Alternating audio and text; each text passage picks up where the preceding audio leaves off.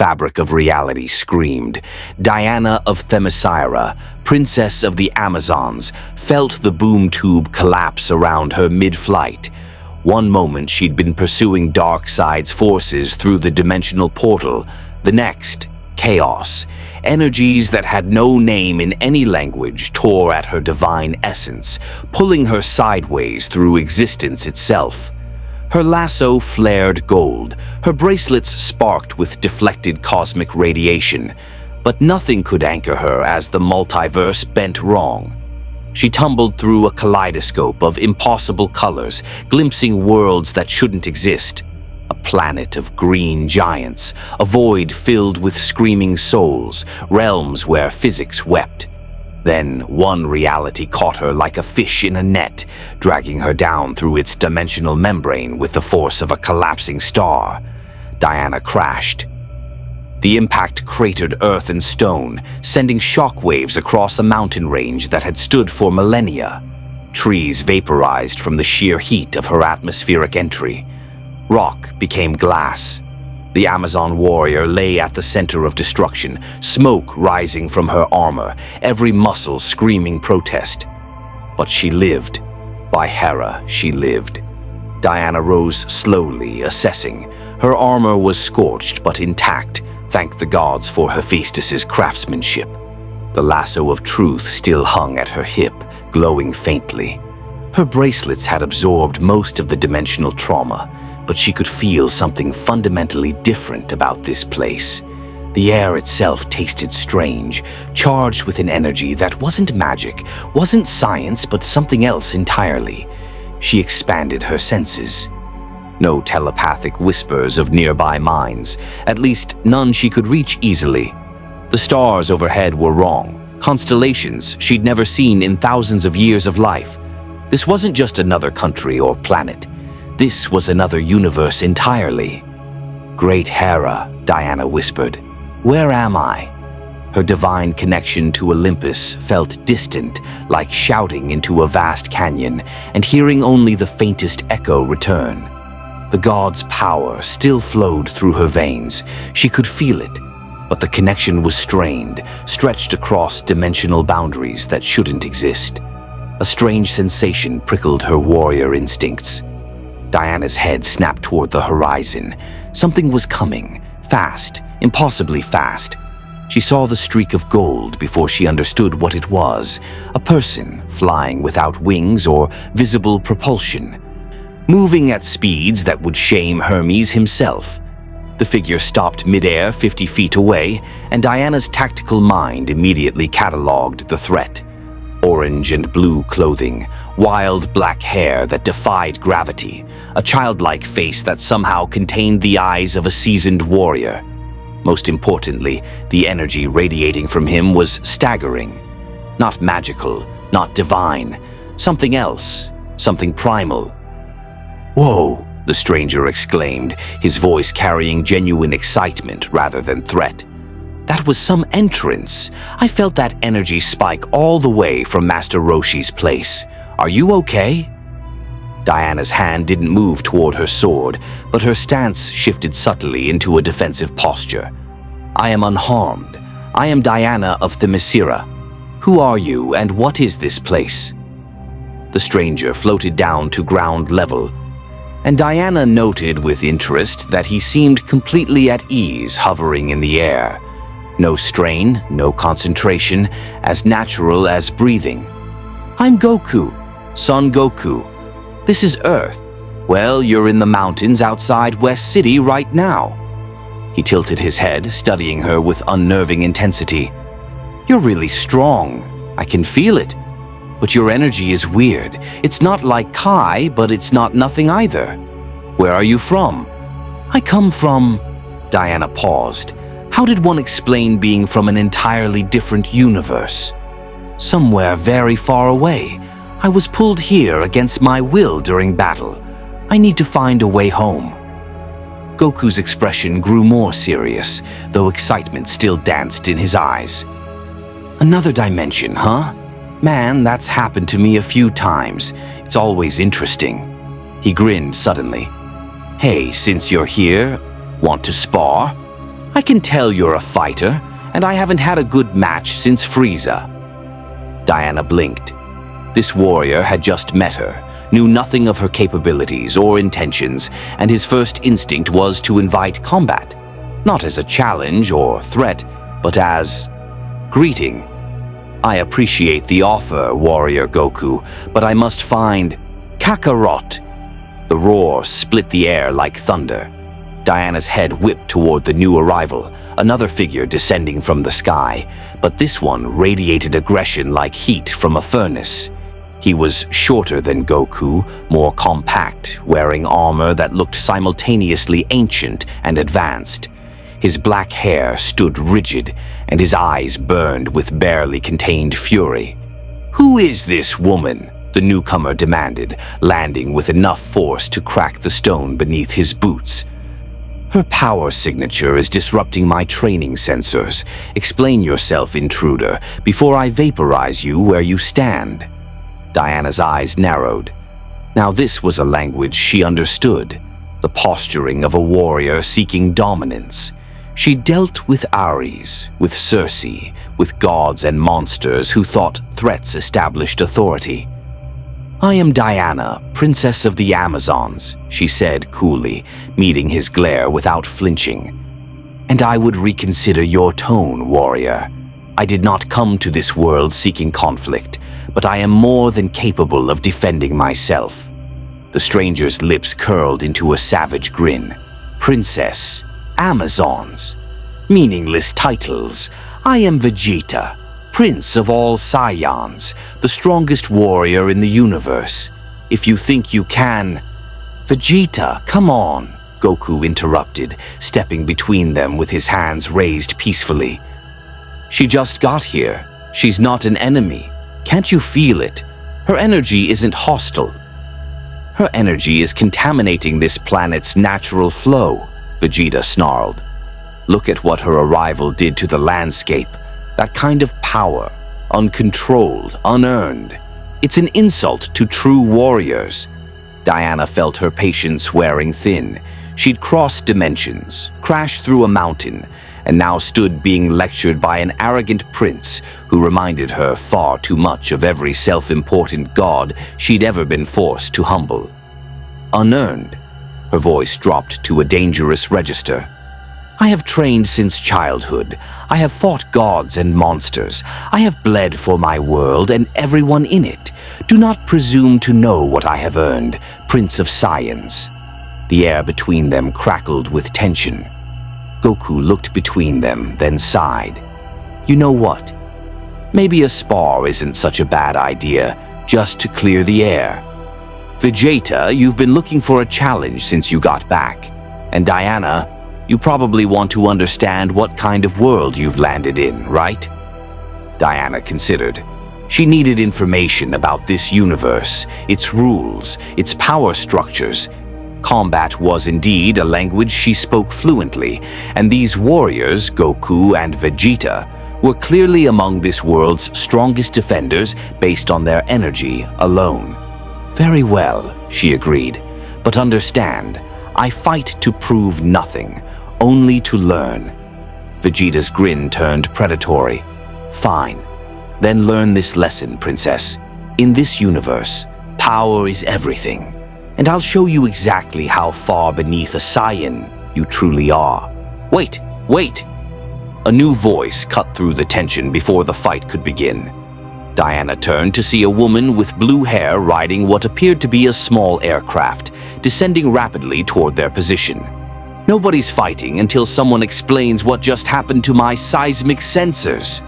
The woman landed her vehicle with practiced ease, hopping out with a device in her hands that beeped frantically.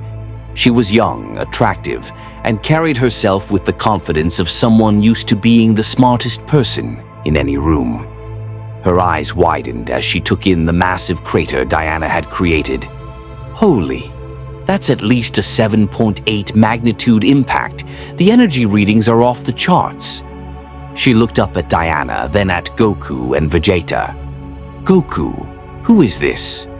And why does her energy signature look like someone crossed a fusion reaction with ancient magic?" "Bulma," Goku beamed. This is Diana. She's from another dimension. She crashed here by accident. Another dimension. Bulma's expression shifted from alarm to fascination in an instant. She circled Diana like a scientist examining a new species, device still beeping. Fascinating. Your energy output is stable but completely different from Kai. More like ambient field generation. And your equipment.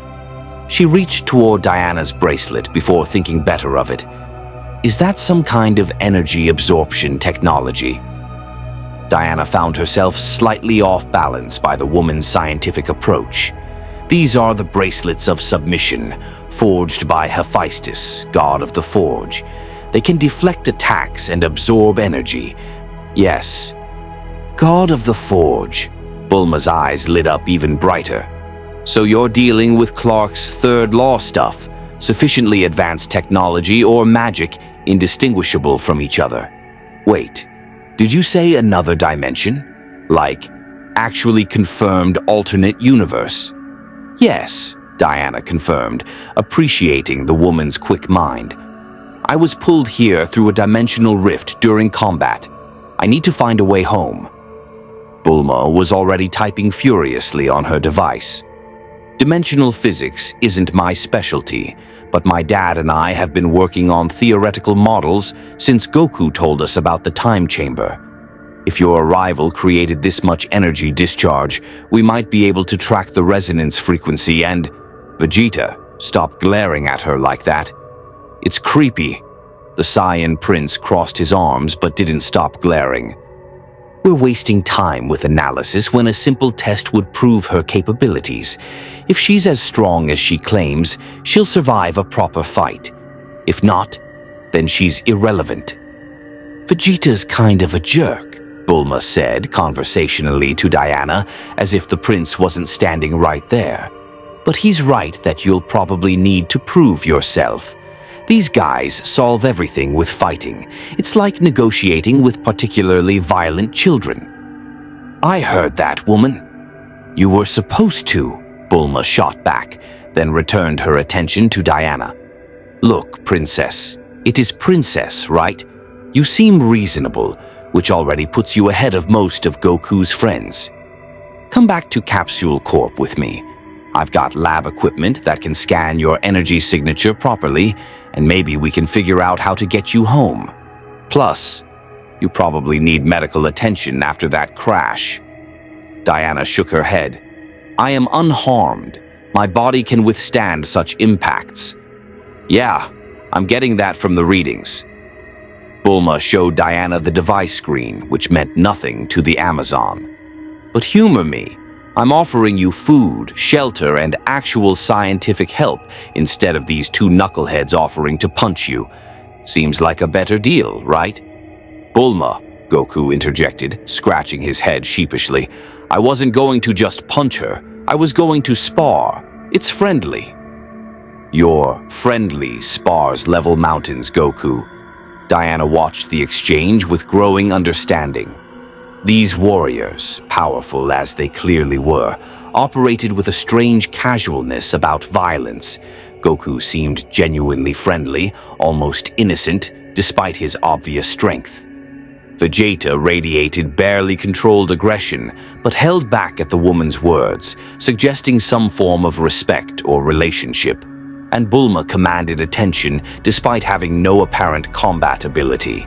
I accept your offer, Diana said to Bulma, but I would also like to understand more about this world's warriors. You speak of Kai, energy signatures, power levels, concepts unfamiliar to me. If I am to remain here temporarily, I should understand the rules by which this universe operates. Smart, Bulma approved. Finally, someone with sense. Goku, you and Vegeta can come to Capsule Corp too. Maybe try to explain Ki without immediately defaulting to you just feel it for once in your life, Goku laughed. But that's how it works. You do just feel it. See what I mean? Bulma sighed. Okay, everyone in. Diana, can you fly? Or do you need a ride? I can fly, Diana confirmed, lifting gently off the ground through force of will and divine power. She noticed both Goku and Vegeta's eyes narrow slightly, studying her technique. "No energy trail," Vegeta muttered. "No key propulsion. How?" "I am blessed by the gods," Diana explained simply. "Flight is among the gifts granted to me." "Gifts," Vegeta scoffed. "Power should be earned through training and battle, not handed out like participation trophies." Diana's eyes flashed. "I have trained every day since I was old enough to hold a sword. I have faced enemies that would break lesser warriors' minds. My gifts are merely the foundation. What I've built upon them is mine alone." "Then prove it," Vegeta challenged, energy beginning to crackle around his body like golden lightning.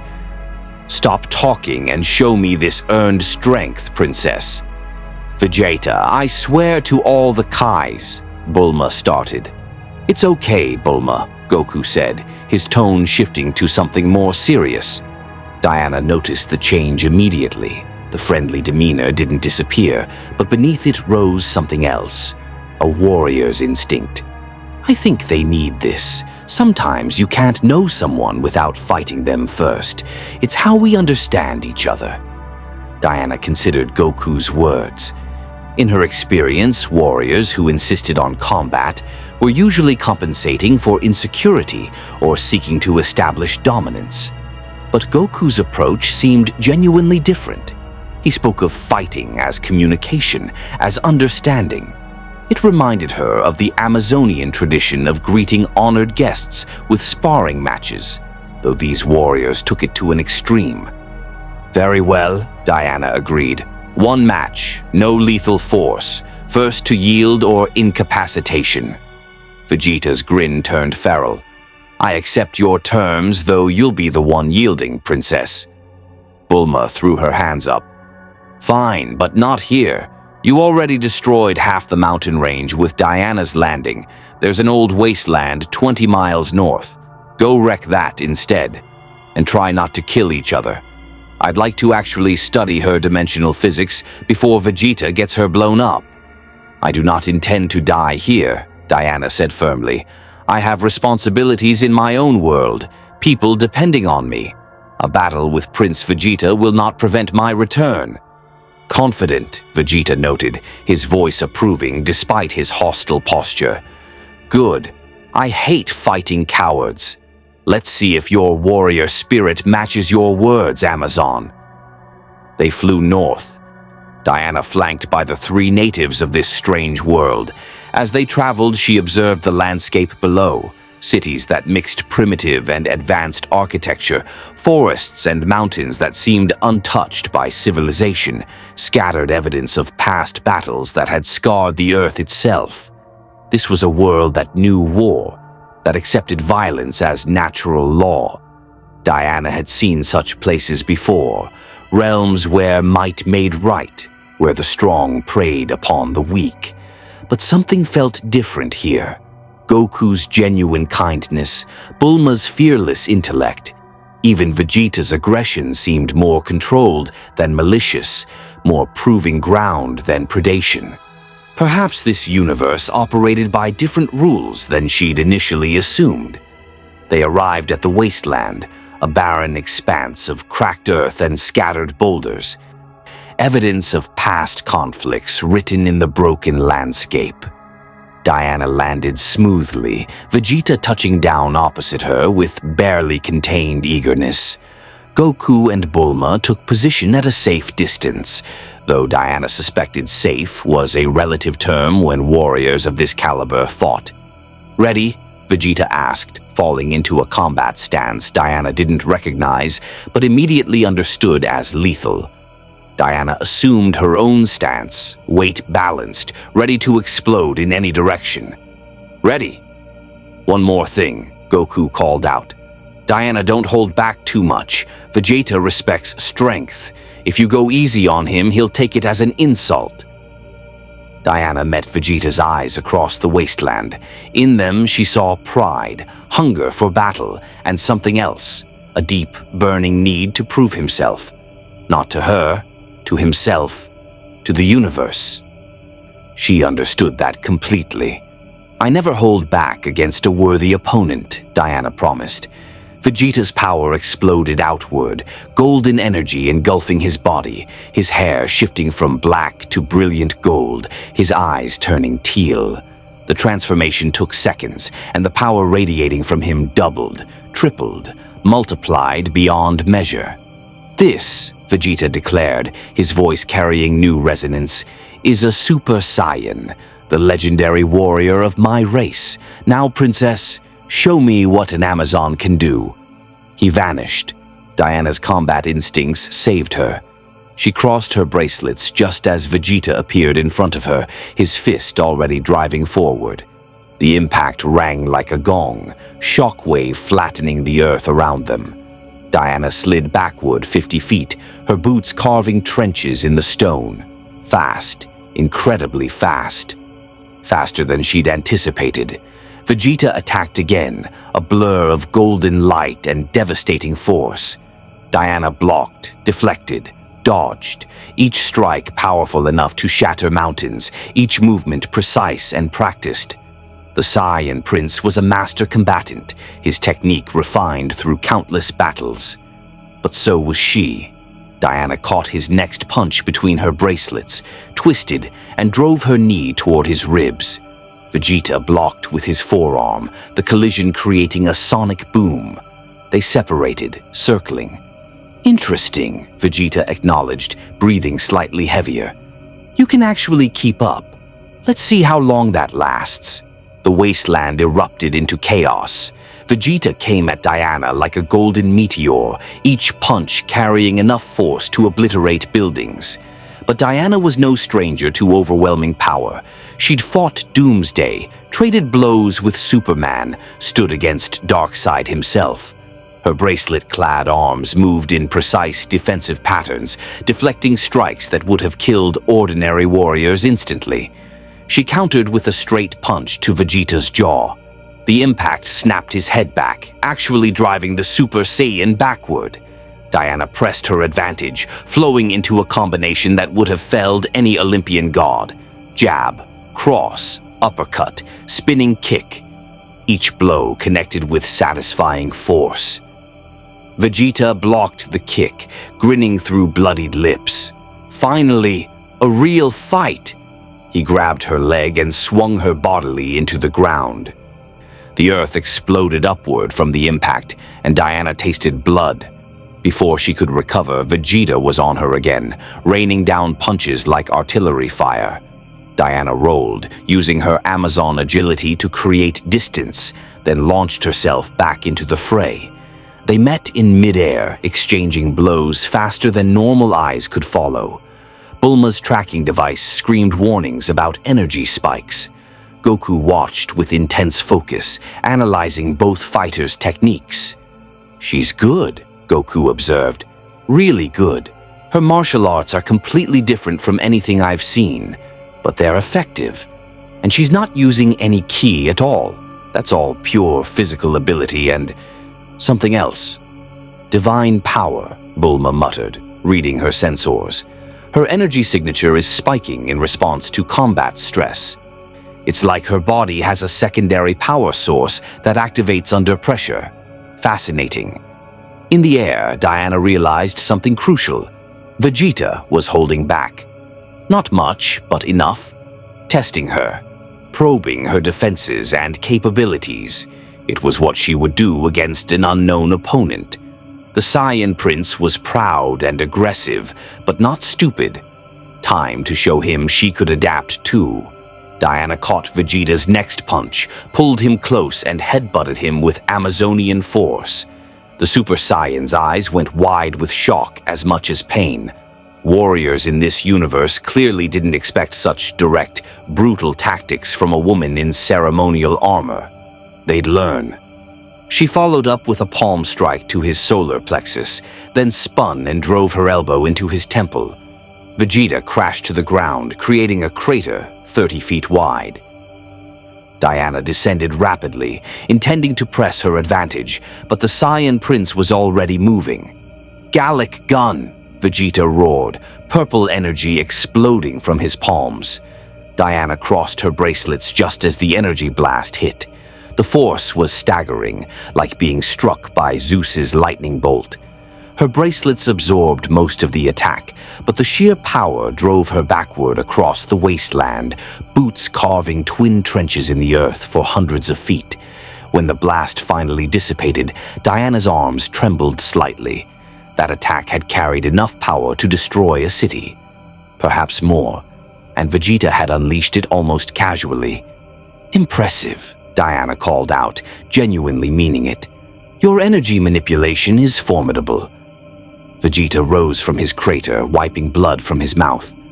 His expression had shifted from purely aggressive to something more appreciative, the look of a warrior who'd finally found worthy opposition. "You blocked my Gallic gun with just those bracelets. That shouldn't be possible." He cracked his neck, energy crackling more intensely around his body. "I was going to toy with you, Princess. Show you the gulf between us slowly. But you've earned better than that." His power spiked again, aura blazing brighter. Diana felt the pressure increase, the air itself becoming heavier.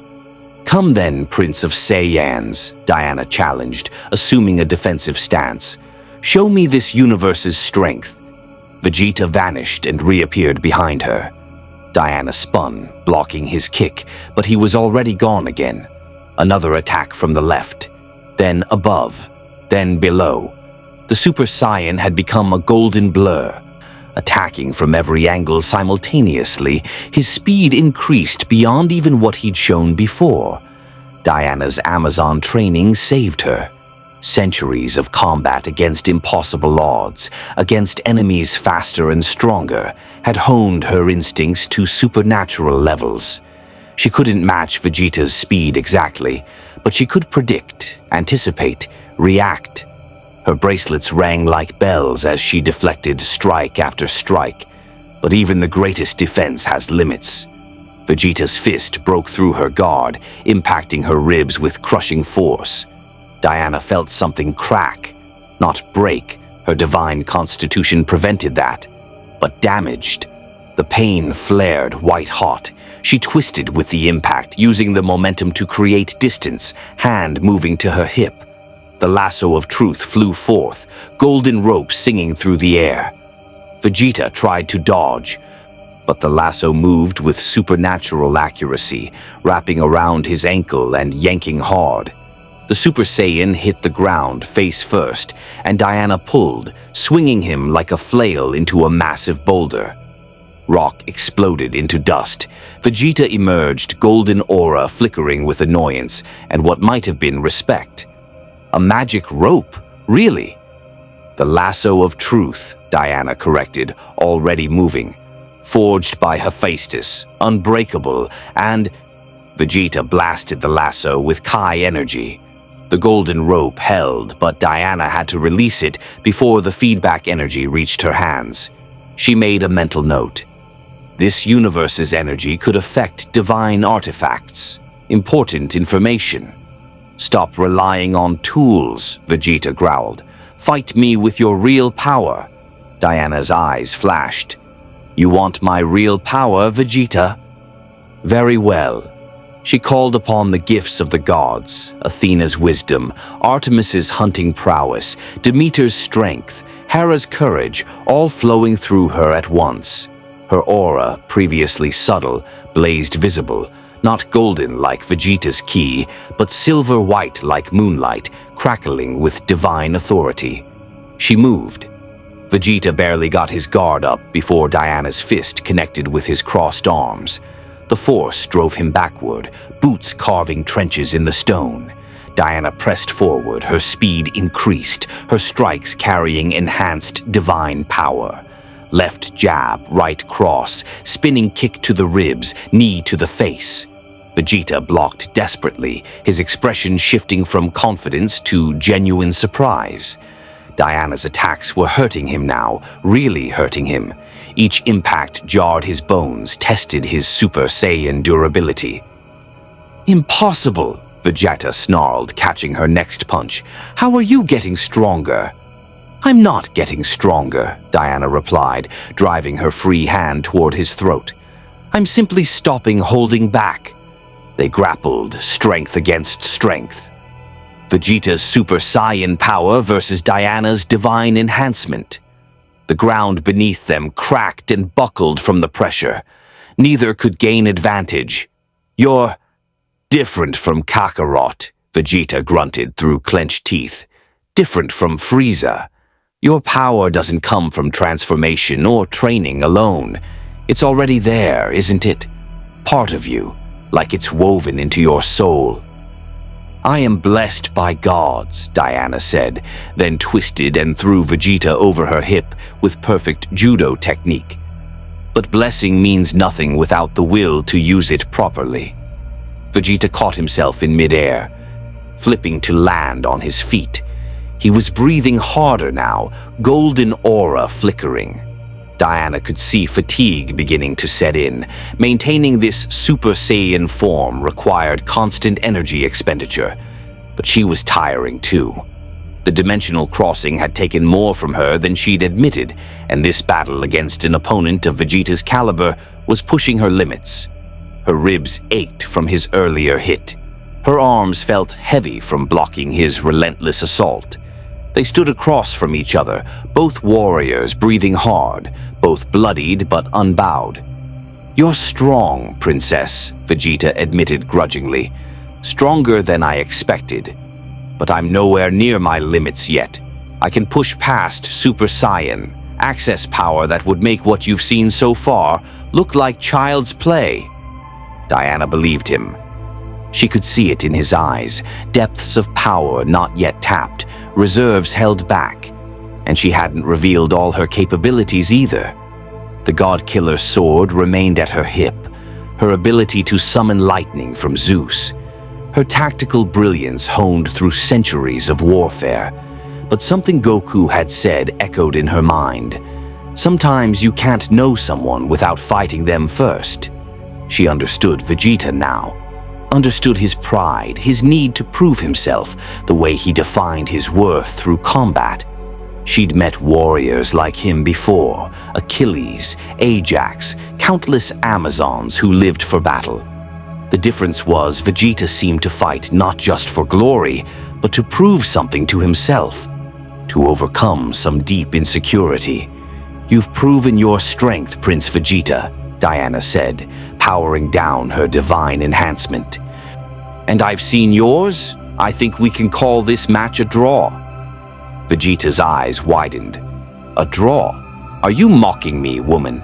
I haven't even begun to—" "Vegeta," Goku's voice cut through the tension as he flew closer. "She's right. You're both amazing fighters. You've been going at it for 20 minutes and the wasteland looks like a meteor struck it. I think you've proven whatever needed proving." Vegeta looked ready to argue, but then his golden aura flickered out, black hair returning. He rolled his shoulders, clearly feeling the strain. "Fine," he muttered, "but only because I need to conserve energy. The androids are still coming and I can't waste power on exhibition matches." Diana caught the slight hesitation, the way Vegeta couldn't quite call their fight meaningless, even as his pride demanded he downplay it. She smiled slightly. "Androids?" Diana asked, latching on to the new information. "Oh yeah," Goku said sheepishly. "We've got this situation where this genius scientist built super powerful androids to kill me specifically," Goku finished, scratching his head with that particular brand of cheerful resignation that Diana was starting to recognize as his default response to mortal danger. "They're supposed to show up in about 3 years. We've been training to get ready." Diana processed this information as they flew back toward Capsule Corporation, the massive city sprawling beneath them like a technological wonderland. Androids, artificial beings designed for assassination, and you know they're coming in 3 years because Time Traveler from the future came back to warn us, Bulma explained from her hover vehicle as if this were a completely normal sentence. "My son, actually. From the future. He's half Saiyan. Long story. Your world is very strange, Diana observed. You're from a dimension of Greek gods and magic lassos, Vegeta pointed out with a smirk. Pot, kettle. Fair point. They landed in what Bulma called Capsule Corp's main compound, a massive dome structure that looked like it could house an army. Inside, Diana's warrior instincts immediately cataloged exits, potential weapons, defensive positions. But Bulma led them confidently through corridors lined with technology Diana couldn't begin to understand, all glowing screens and floating holograms. "Dad," Bulma called out, "I'm bringing someone who needs the dimensional scanner, and probably a med bay, though she won't admit it." An older man appeared wearing a white lab coat and smoking what appeared to be a cigarette. His eyes went wide when he saw Diana. "Extraordinary. Those readings Bulma sent? You're really from another dimension? Fascinating. And your equipment? Is that synthesized or naturally occurring? The energy resonance is completely unique." Diana found herself warming to the scientist's genuine enthusiasm. "The equipment is crafted by divine hands, Doctor. Dr. Brief, Bulma's father. Please come this way. Let's get you scanned properly." He paused, studying her more carefully. "You're injured. That wound pattern suggests high-velocity impact trauma to the ribs." "Vegeta punched her really hard," Goku supplied helpfully. "I'm fine," Diana insisted, though her ribs protested the lie. "My healing factor is accelerated. I'll recover within hours." "Accelerated healing too? Your cellular structure must be fascinating." Dr. Brief was practically vibrating with scientific curiosity. Come. I promise no invasive testing, just external scans. We need to understand your energy signature if we're going to help you get home." Diana followed, Bulma walking beside her while Goku and Vegeta trailed behind. "So," Bulma said conversationally, "you handled Vegeta pretty well. Most people either get vaporized or run away screaming. You actually made him work for it." "He's a skilled warrior," Diana acknowledged. "Aggressive, proud, but with technique to back it up. In my world, he would have been a champion gladiator or war hero. In this world, he's mostly a pain in my ass," Bulma muttered, though Diana detected affection beneath the exasperation.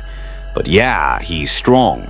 Second only to Goku, which drives him crazy. Saiyans have this whole rivalry thing." They entered a massive laboratory filled with equipment that made Diana's head spin. Dr. Brief immediately began setting up scanners around a platform he directed her to stand on. "Goku," Diana asked while the scientists worked, "you mentioned Ki earlier. This energy source that powers your abilities, can you explain it to me?" Goku's face brightened. Clearly he loved talking about fighting. "Oh, sure. Kai is like life energy. Everyone has it, but most people don't know how to use it. With training, you can sense it, manipulate it, use it to make yourself stronger and faster. You can shoot it as energy blasts too, like Vegeta's Gallic gun. And this transformation, Super Saiyan? That's special to Saiyans," Vegeta cut in, pride evident in his voice. "A legendary transformation triggered by intense emotion and training. It multiplies our power by 50 times. I achieved it through sheer determination and rage at being surpassed by Kakarot." Kakarot being Goku's Saiyan name, Bulma added absently while monitoring the scanner readouts. Saiyans have this whole alien warrior race thing. Goku and Vegeta are the last pure-blooded ones on Earth. Diana's tactical mind worked rapidly. "So you're both aliens, not native to this Earth?" "Sent here as a baby," Goku explained. "Hit my head, forgot my mission to conquer the planet, and grew up protecting it instead. Weird how that worked out. And I came to Earth as a prince, only to have my entire race destroyed by a tyrant named Frieza," Vegeta said darkly. "I spent years as his servant, then killed him. Recently, You killed a tyrant who destroyed your people? Diana felt respect deepen. That took great courage and strength. Vegeta looked uncomfortable with the praise but nodded curtly. He was stronger than any being in the universe. I had to become a Super Saiyan to help defeat him. Even then, it took Kakarot's final effort to truly finish him. We make a good team when we work together, Goku said diplomatically, though Vegeta's snort suggested he disagreed with that assessment. The scanners beeped loudly, and Dr. Brief's eyes widened as data flooded his screens. Remarkable. Your cellular structure is definitely human, but enhanced at the genetic level by what appears to be... I don't even have terminology for this. Divine energy, it's integrated into every cell of your body, providing enhanced durability, strength, healing. And your equipment, he gestured at her bracelets, those are absorbing ambient energy constantly and feeding it back into your system. Perpetual enhancement loop. The gods' gifts, Diana confirmed. I am half divine. My mother was human. My father, Zeus, king of Olympus. Half god, half human, Bulma repeated slowly. No wonder your energy signature is so weird. You're literally operating on different physics than the rest of us. Can you send me home? Diana asked, hope rising. Dr. Brief's expression turned apologetic. Not immediately, no. The dimensional barrier you crossed isn't just physical, it's metaphysical. Your arrival created a resonance frequency I can track, but actually opening a stable portal back would require energy sources we don't have access to. Yet? Diana seized on the word.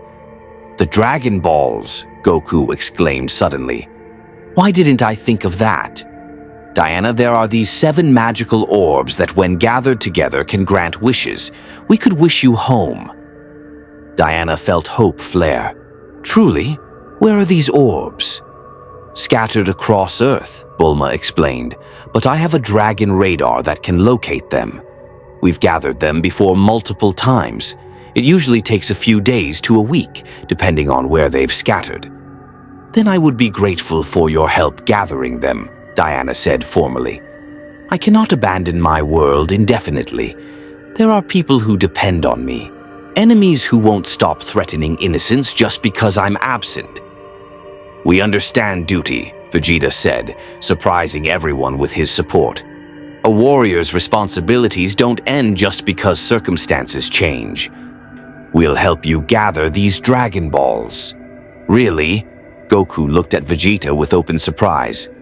That's really nice of you, Vegeta. Don't make it weird, Kakarot, Vegeta snapped. I'm not doing it to be nice. I'm doing it because I need to train, and having a sparring partner of her caliber available is useful. Besides, he glanced at Diana with something almost like respect. She's a warrior. Warriors help warriors. It's practical. Diana smiled slightly. She understood Vegeta's language now. Pride wouldn't let him admit kindness, so he framed it as pragmatism. She'd met many such warriors. While we're gathering the Dragon Balls, Goku suggested enthusiastically, I could teach you about Kai. If you're stuck here for a week anyway, you might as well learn. It could make you even stronger. Diana considered. The energy she'd felt radiating from both Goku and Vegeta was formidable, and they'd achieved it through training and discipline, things she respected deeply. Learning this universe's power system would make her more effective here, and any knowledge gained could potentially help her in her own world. I would be honored to learn, Diana agreed, though I'm uncertain whether my divine nature will interact with Kai the same way yours does. Only one way to find out. Goku's grin was infectious. Let's start now. The basics are pretty simple. You just have to sense the energy inside you and draw it out. Simple, Bulma muttered sarcastically. Sure, Goku, just like flying is simple, or Super Saiyan transformation is simple. You have no idea how normal difficulty works. Diana's not normal, though, Goku pointed out reasonably. She's already super strong. This should be easy for her. They moved to a training room, a massive space with reinforced walls that Bulma casually mentioned could withstand low-level planet-busting attacks. The scale of power these warriors operated on was staggering.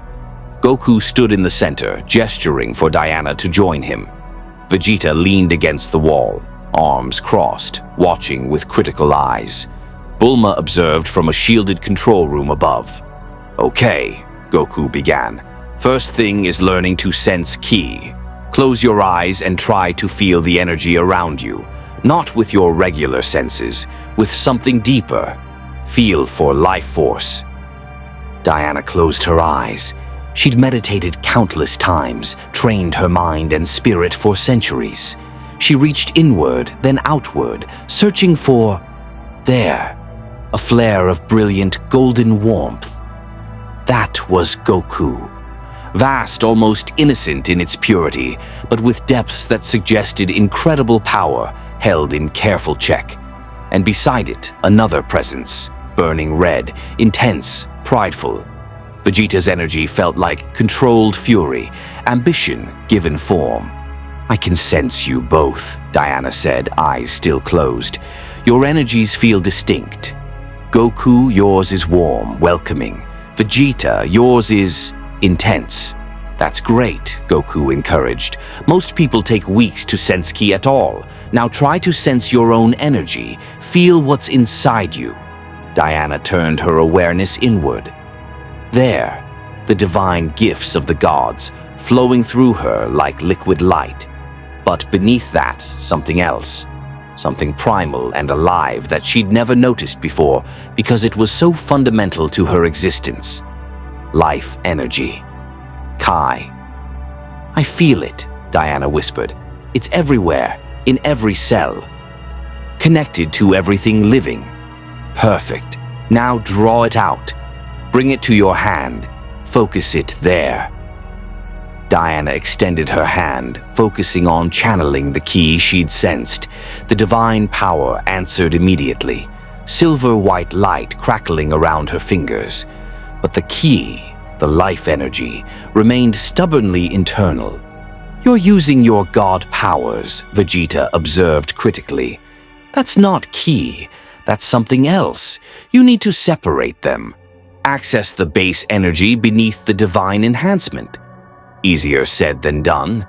The divine gifts were so integral to her being that separating them from her life force was like trying to separate water from wet. But Diana was nothing if not determined.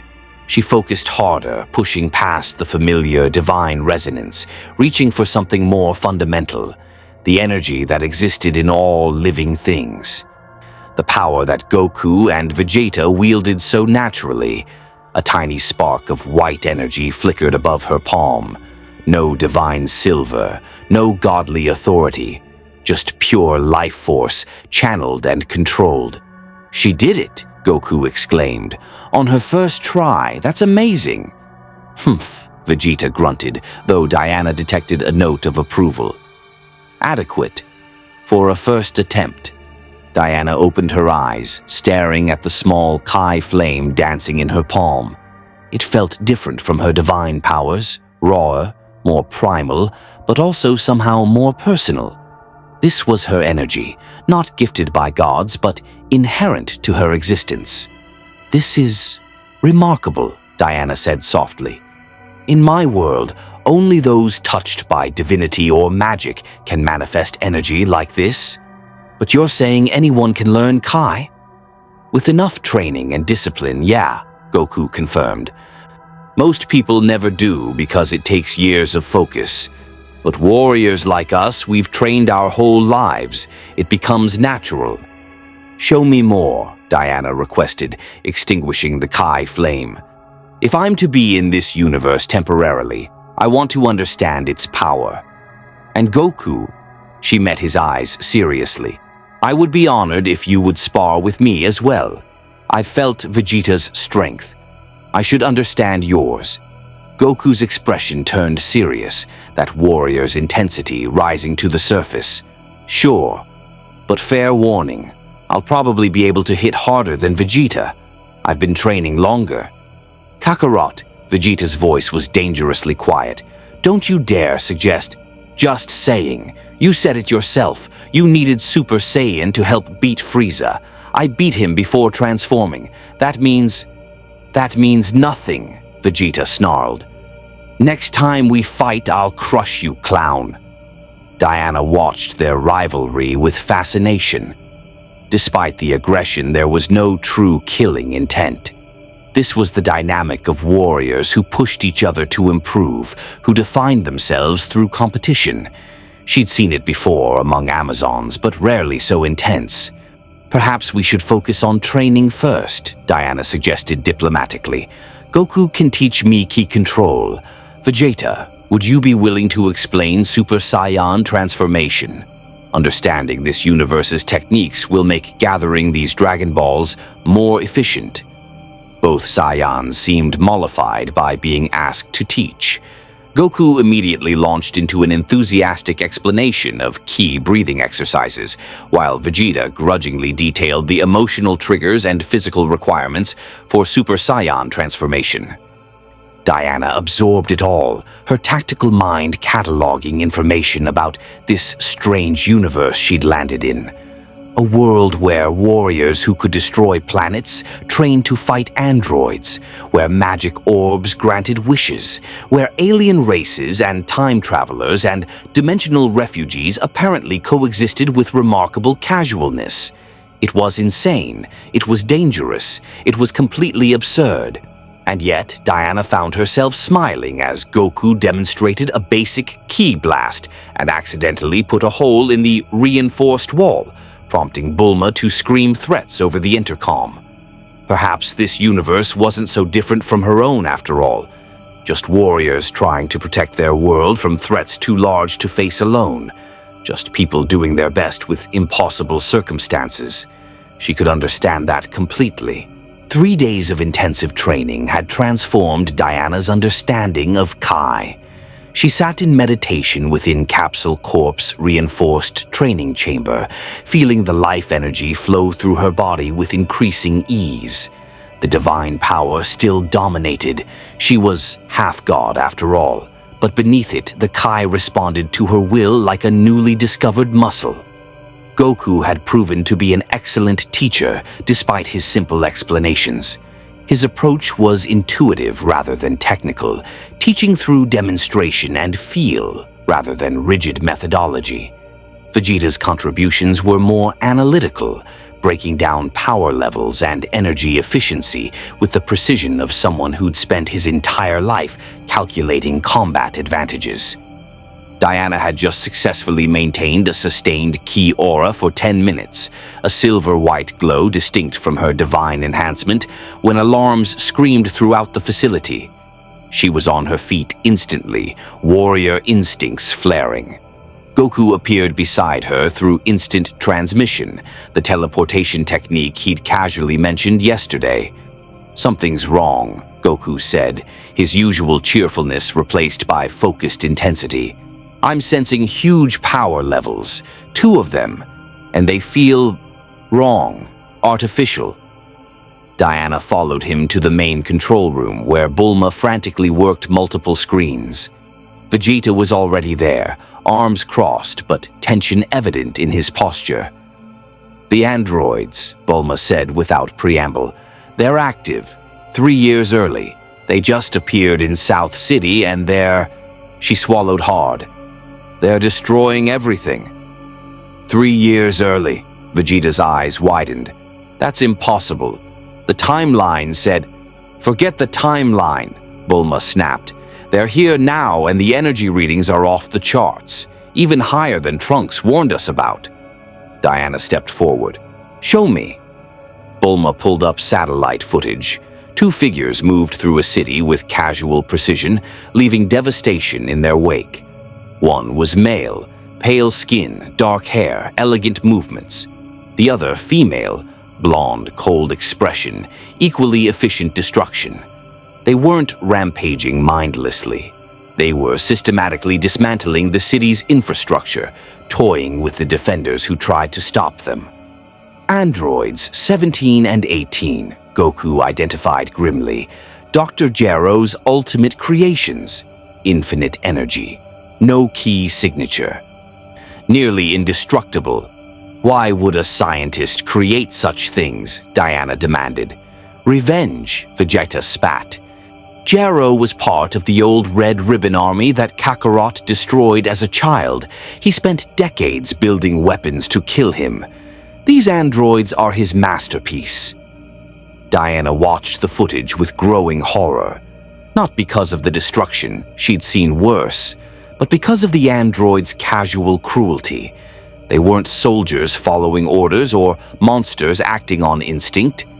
They were intelligent beings choosing to cause suffering because they could. We have to stop them, Diana said firmly. Agreed, Goku nodded. But Diana, you should stay here. You're still learning Ki, and these androids are... I am a warrior, Diana interrupted, her voice carrying the authority of an Amazon princess. I have faced mechanical armies before. I will not hide while innocents suffer. Vegeta smirked. She's right, Kakarot. Besides, we need all the power we can get. Dr. Gero designed these androids to counter Saiyans specifically. Having someone with completely different abilities might give us an edge. Vegeta's actually making sense, Bulma muttered. Scary. Okay, Diana, you go with them. But be careful. These androids are programmed to kill Goku specifically, but they'll murder anyone who gets in their way. Diana strapped the God-Killer sword to her back. She'd kept it stored until now, but this seemed like the time. I understand. Let's go. I'll grab Piccolo and the others, Goku said, fingers going to his forehead. Meet you there, Vegeta. He vanished via instant transmission. Vegeta's golden aura exploded outward as he transformed into Super Saiyan. Try to keep up, Princess, he said, then blasted through the ceiling toward South City. Diana flew after him, her divine speed allowing her to match his pace. The landscape blurred beneath them, forests, mountains, suburbs, all passing in seconds. In the distance, smoke rose from South City like a funeral pyre. As they approached, Diana felt something disturbing. Despite Goku's training, she couldn't sense the androids at all. No key signature, no energy presence. They were voids in her perception, absence rather than presence. I can't sense them, Diana said as they descended toward the destruction. None of us can, Vegeta replied grimly. That's what makes them so dangerous. We can't track them. Can't measure their power, can't predict their attacks. We have to rely on sight alone. They landed in what had been a commercial district. Buildings leaned at impossible angles, their foundations shattered.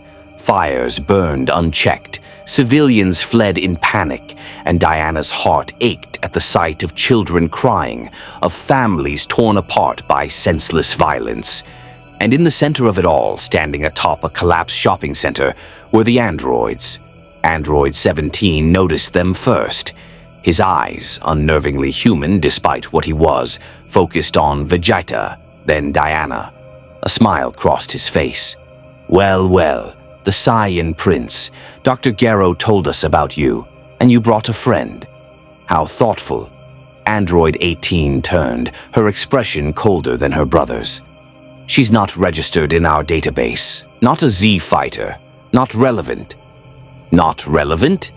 Diana stepped forward, divine power crackling around her. You destroy a city, murder innocents, and call yourselves superior. I fought machines before. They all fell. Machines, Android 17 repeated, his smile widening. That's what everyone calls us. But we're not machines. We're more than that. We're perfect. He moved. Diana barely tracked it. One moment 17 stood atop the rubble. The next his fist was driving toward her face. She crossed her bracelets, deflecting, but the force was tremendous. Greater than Vegeta's Super Saiyan strikes, greater than anything she'd felt in this universe. She slid backward, boots carving trenches through concrete. Android 17 pursued, throwing combination punches faster than thought. Diana blocked, deflected, dodged, her Amazon training pushed to its absolute limit. Vegeta roared and attacked Android 18, golden energy blazing. The female android met his charge with a bored expression, catching his punch effortlessly. "You're strong," Android 18 observed clinically, "but strength means nothing against infinite energy." She threw Vegeta through 3 buildings. Diana had no time to help. Android 17 was pressing her relentlessly, each strike powerful enough to shatter her defenses. He was stronger than Vegeta, faster than Goku, and according to Bulma's briefing, he would never tire, never weaken, never stop. "You're good," Android 17 admitted, catching Diana's counterattack and twisting her arm painfully. "Better than the Z fighters we've fought so far, but you're operating at a disadvantage." He threw her into the air and unleashed an energy blast. Diana's bracelets absorbed most of it, but the remainder sent her crashing into a building's remains. Pain flared. Her ribs, still not fully healed from Vegeta's earlier strikes, screamed protest. Diana rose, blood trickling from her lip. This was bad. Worse than bad.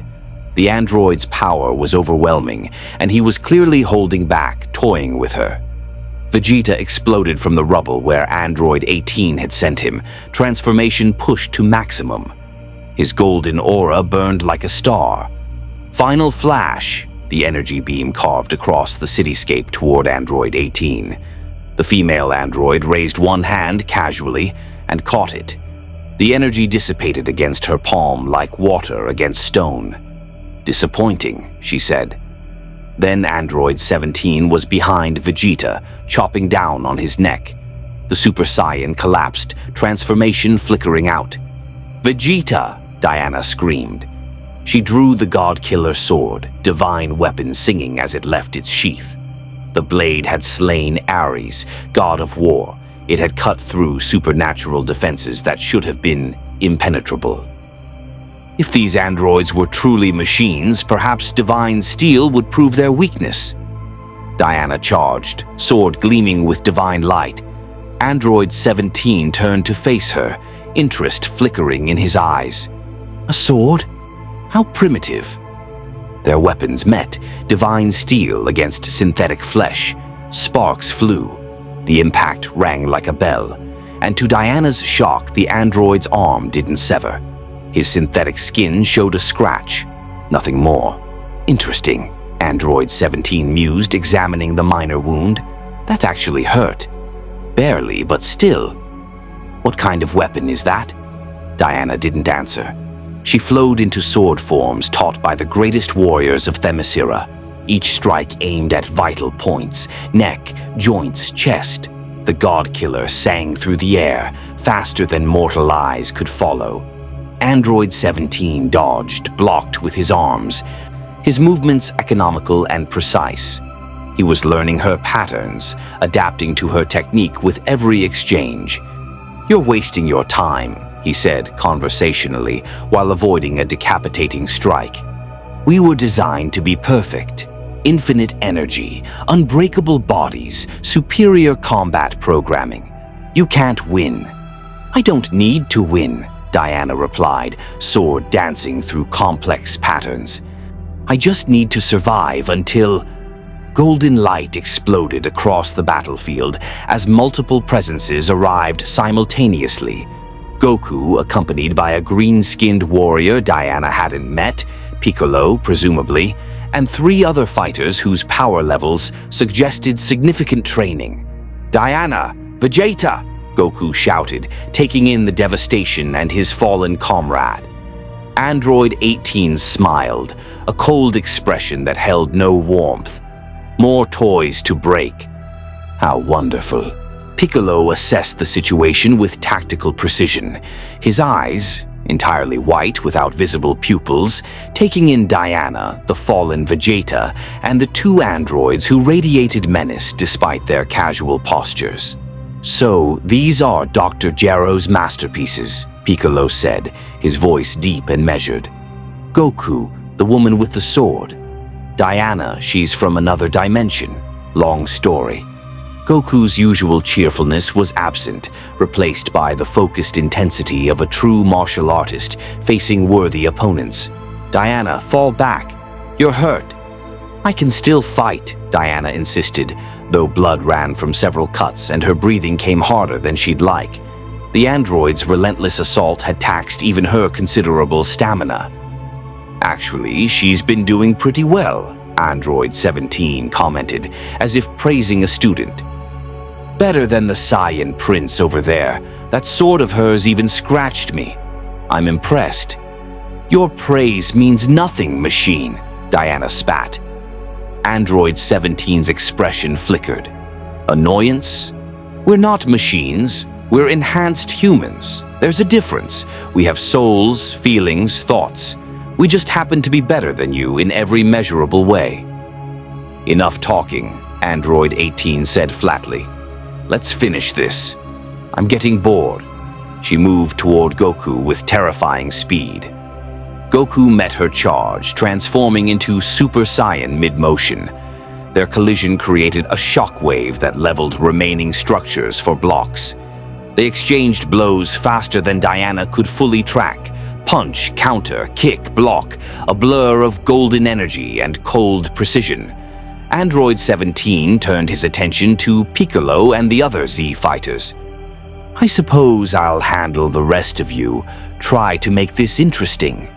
Piccolo attacked alongside Krillin, Tien, and Yamcha, warriors whose names Diana had learned during her brief stay. Their coordinated assault was impressive, each fighter supporting the others, creating openings and covering weaknesses.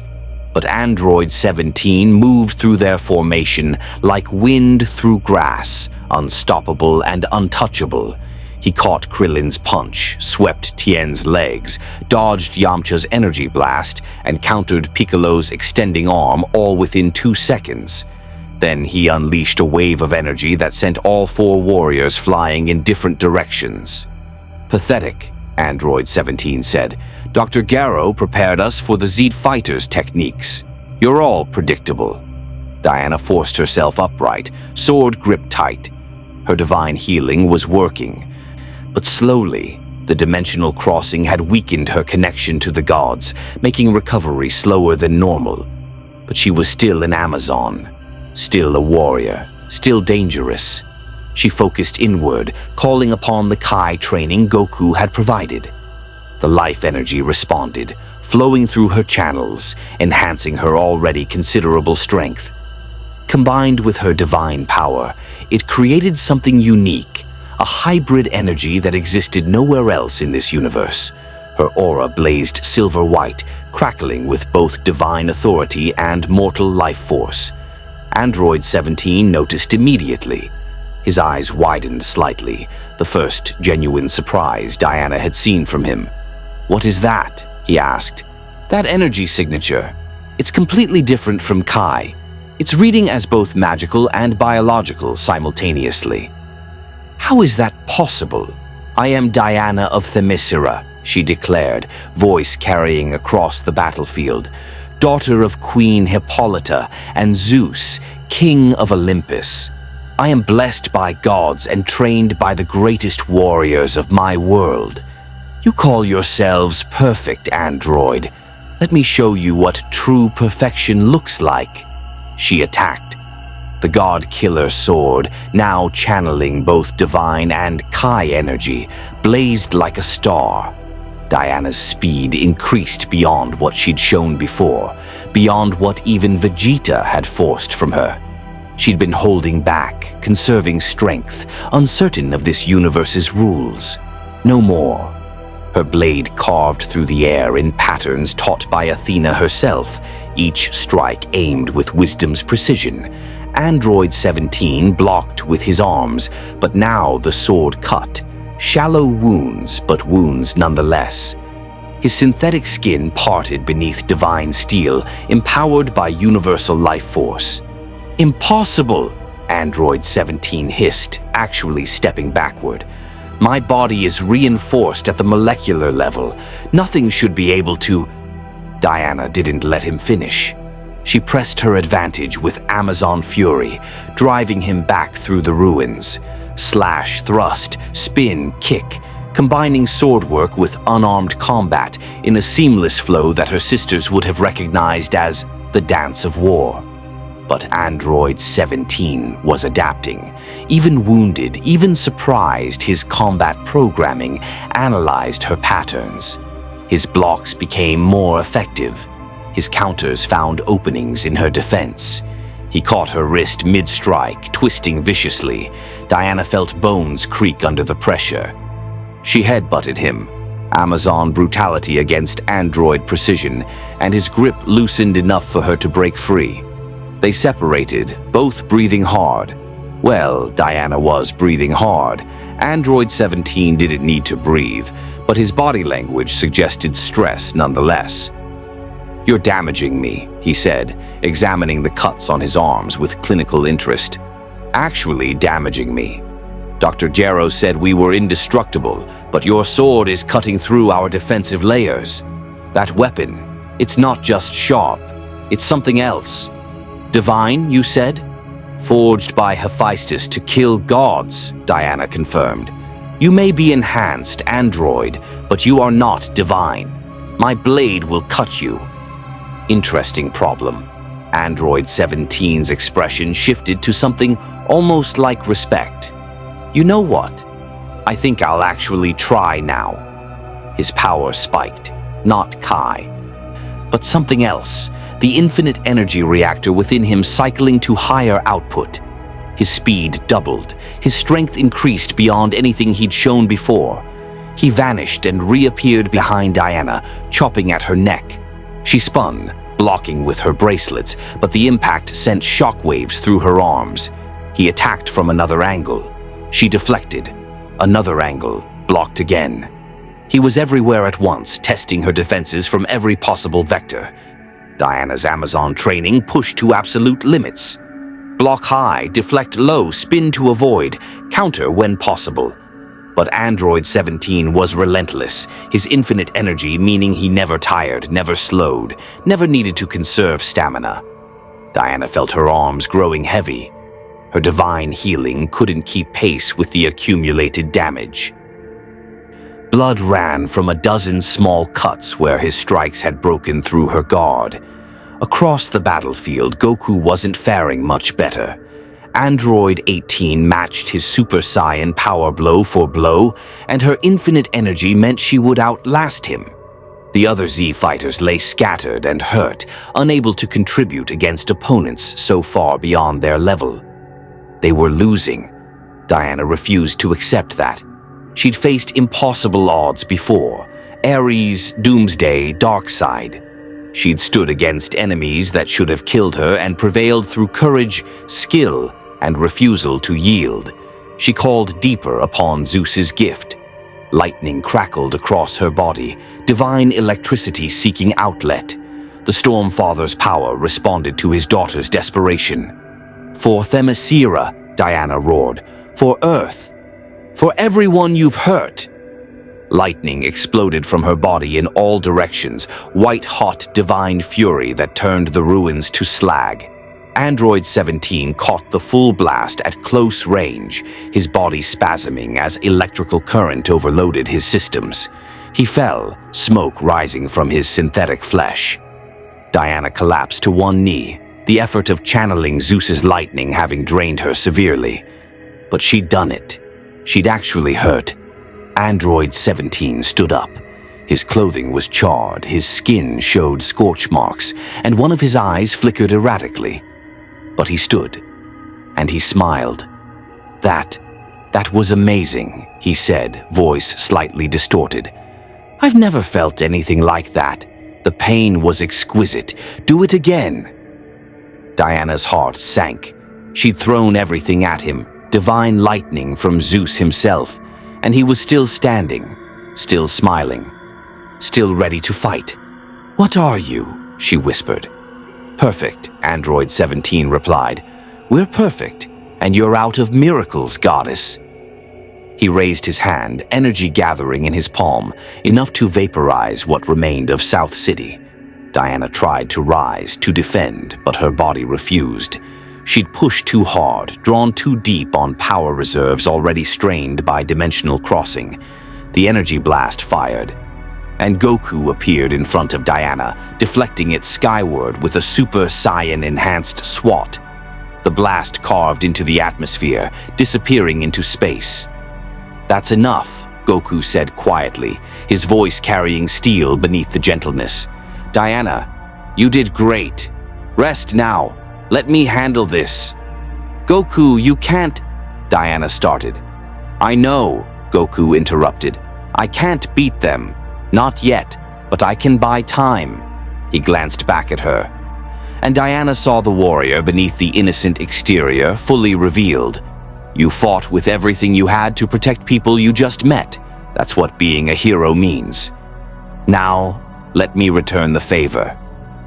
Piccolo appeared beside them, grabbing Diana with one arm and Vegeta's unconscious form with the other. "We're retreating. Everyone fall back."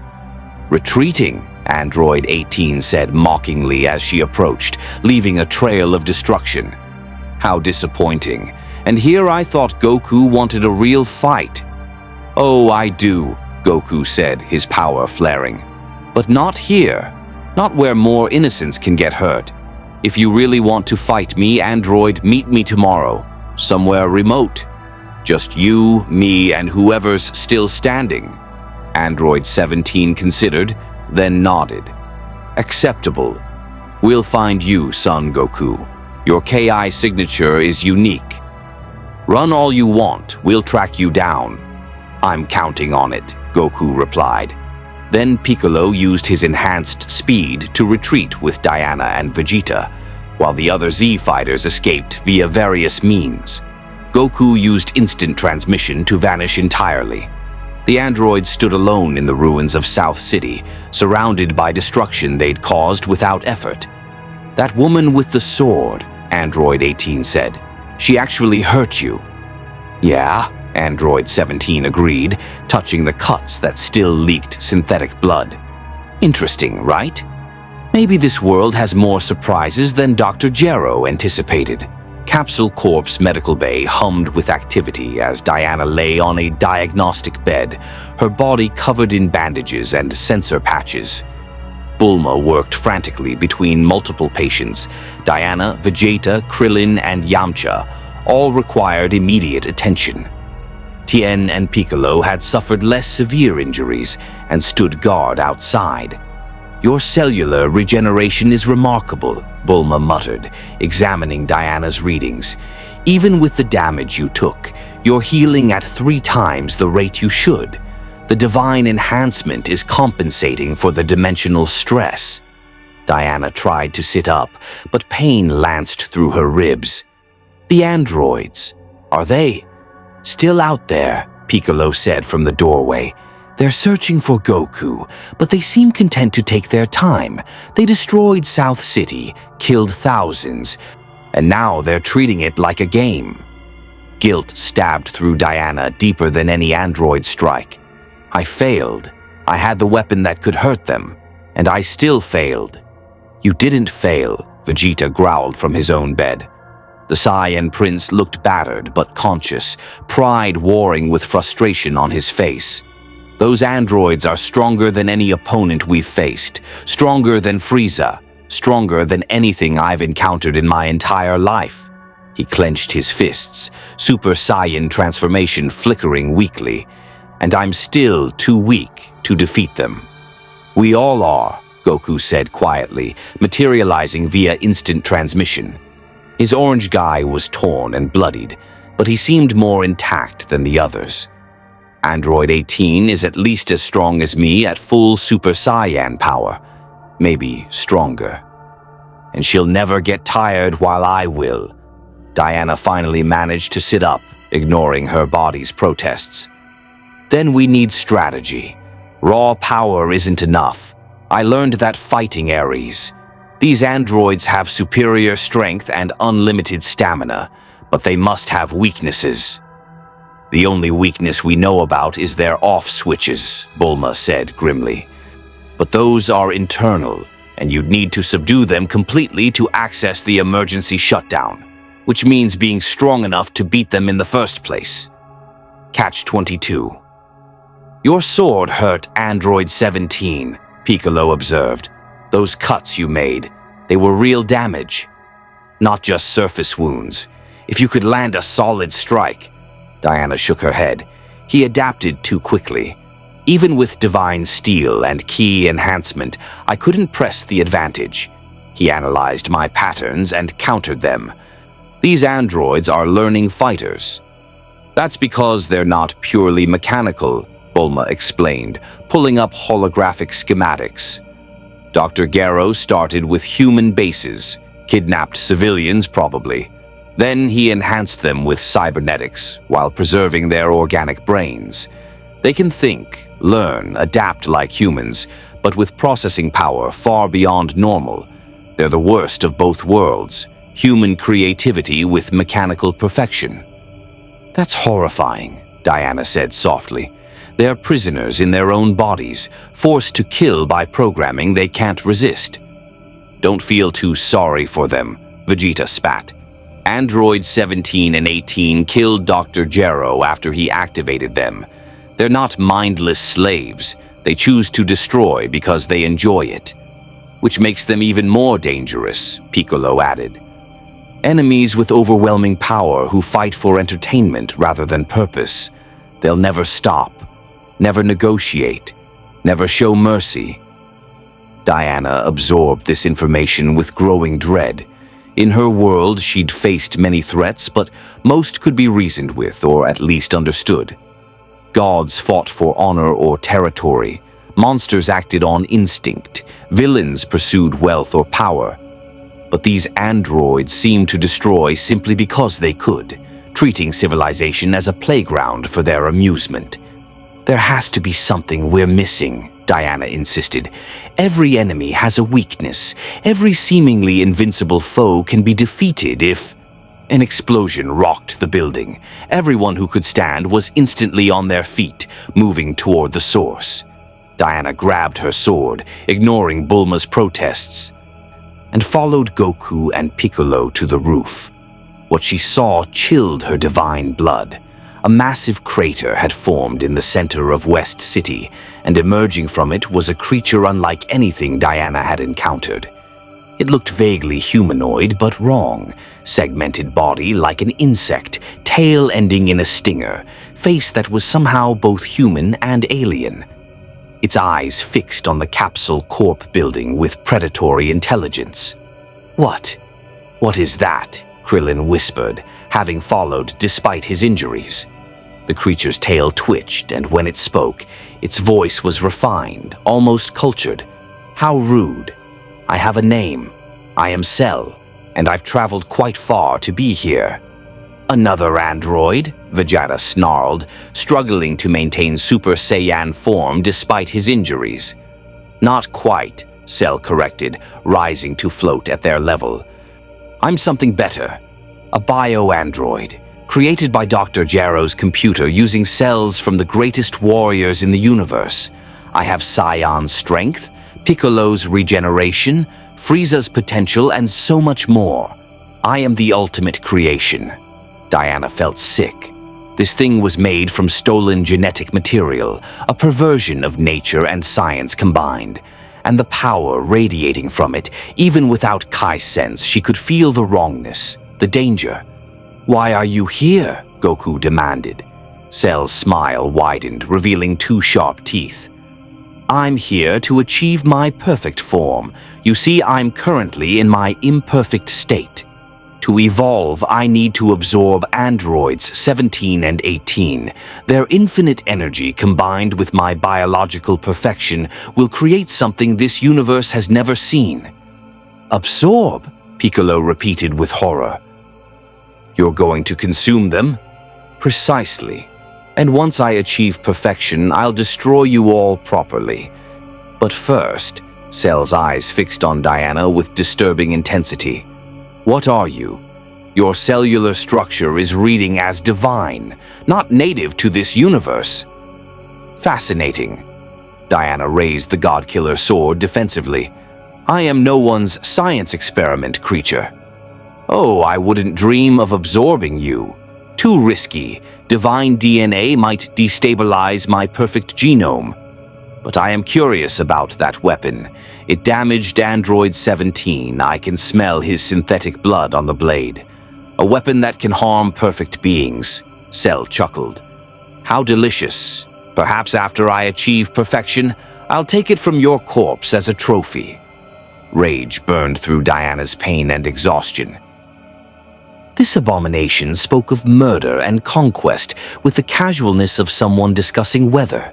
It was everything she fought against: power without responsibility, strength without morality, creation without purpose beyond destruction. You will not achieve perfection, Diana declared. We will stop you, all of us together. Cell laughed, a sound that echoed across the city. You barely survived the androids. You think you can face something that will be leagues beyond them? Adorable. Tell you what, I'll give you time to prepare. Train, strategize, gather your forces. It won't matter. In the end, I will be perfect, and you will be dead. He vanished, moving faster than sight, leaving only a sonic boom in his wake. Silence fell over the assembled warriors. Diana could see the fear in their eyes. Not cowardice, but the legitimate terror of those who'd understood they faced an enemy that might truly be unbeatable. This is bad, Bulma said unnecessarily. Really, really bad. Cell plus the androids? That's 3 impossible to beat enemies. 4, Piccolo corrected grimly. They're still Android 16, Dr. Jarrow's original assassination android. He's supposedly even stronger than 17 and 18. You're joking, Krillin whispered. I wish I was. Diana looked around at the assembled warriors, injured, exhausted, facing threats beyond anything they'd prepared for. The androids alone had nearly killed them all. Adding this Cell creature to the equation seemed insurmountable. But she'd faced insurmountable odds before. Then we adapt, Diana said firmly. Goku, you mentioned a time chamber? A place where time moves differently? The hyperbolic time chamber, Goku confirmed. 1 day outside equals a year inside, but it's incredibly harsh. Extreme gravity, minimal oxygen, psychological stress. And only 2 people can enter at a time. Then we use it, Diana stated. Vegeta and I will enter first. He needs to push past his current Super Saiyan limits, and I need to fully integrate my divine powers with Kai. A year of training in 1 day. Vegeta looked at her with surprise, then grudging respect. You want to train with me? For a year? I've trained with more arrogant warriors, Diana replied. At least you're honest about it. And we fight well together when we're not arguing. Humph. True enough. Vegeta straightened despite his injuries. Fine, but I'm warning you, Princess. I train to break my limits or die trying. If you can't keep up, that's your problem. I wouldn't have it any other way, Diana said. Goku smiled, genuine warmth breaking through the tension. That's a great idea. While you two train, Piccolo and I can work on strategy. And Bulma can try to track the androids and Cell. I'll also work on a dimensional portal, Bulma added. Diana, you deserve to go home. Once we've handled this crisis, I promise we'll get you back to your world. Diana felt gratitude well up. These warriors, these strangers from an alien universe, were willing to help her return home despite facing apocalyptic threats. It reminded her of the Justice League, of the bonds forged between heroes facing impossible odds. Thank you, Diana said sincerely. All of you.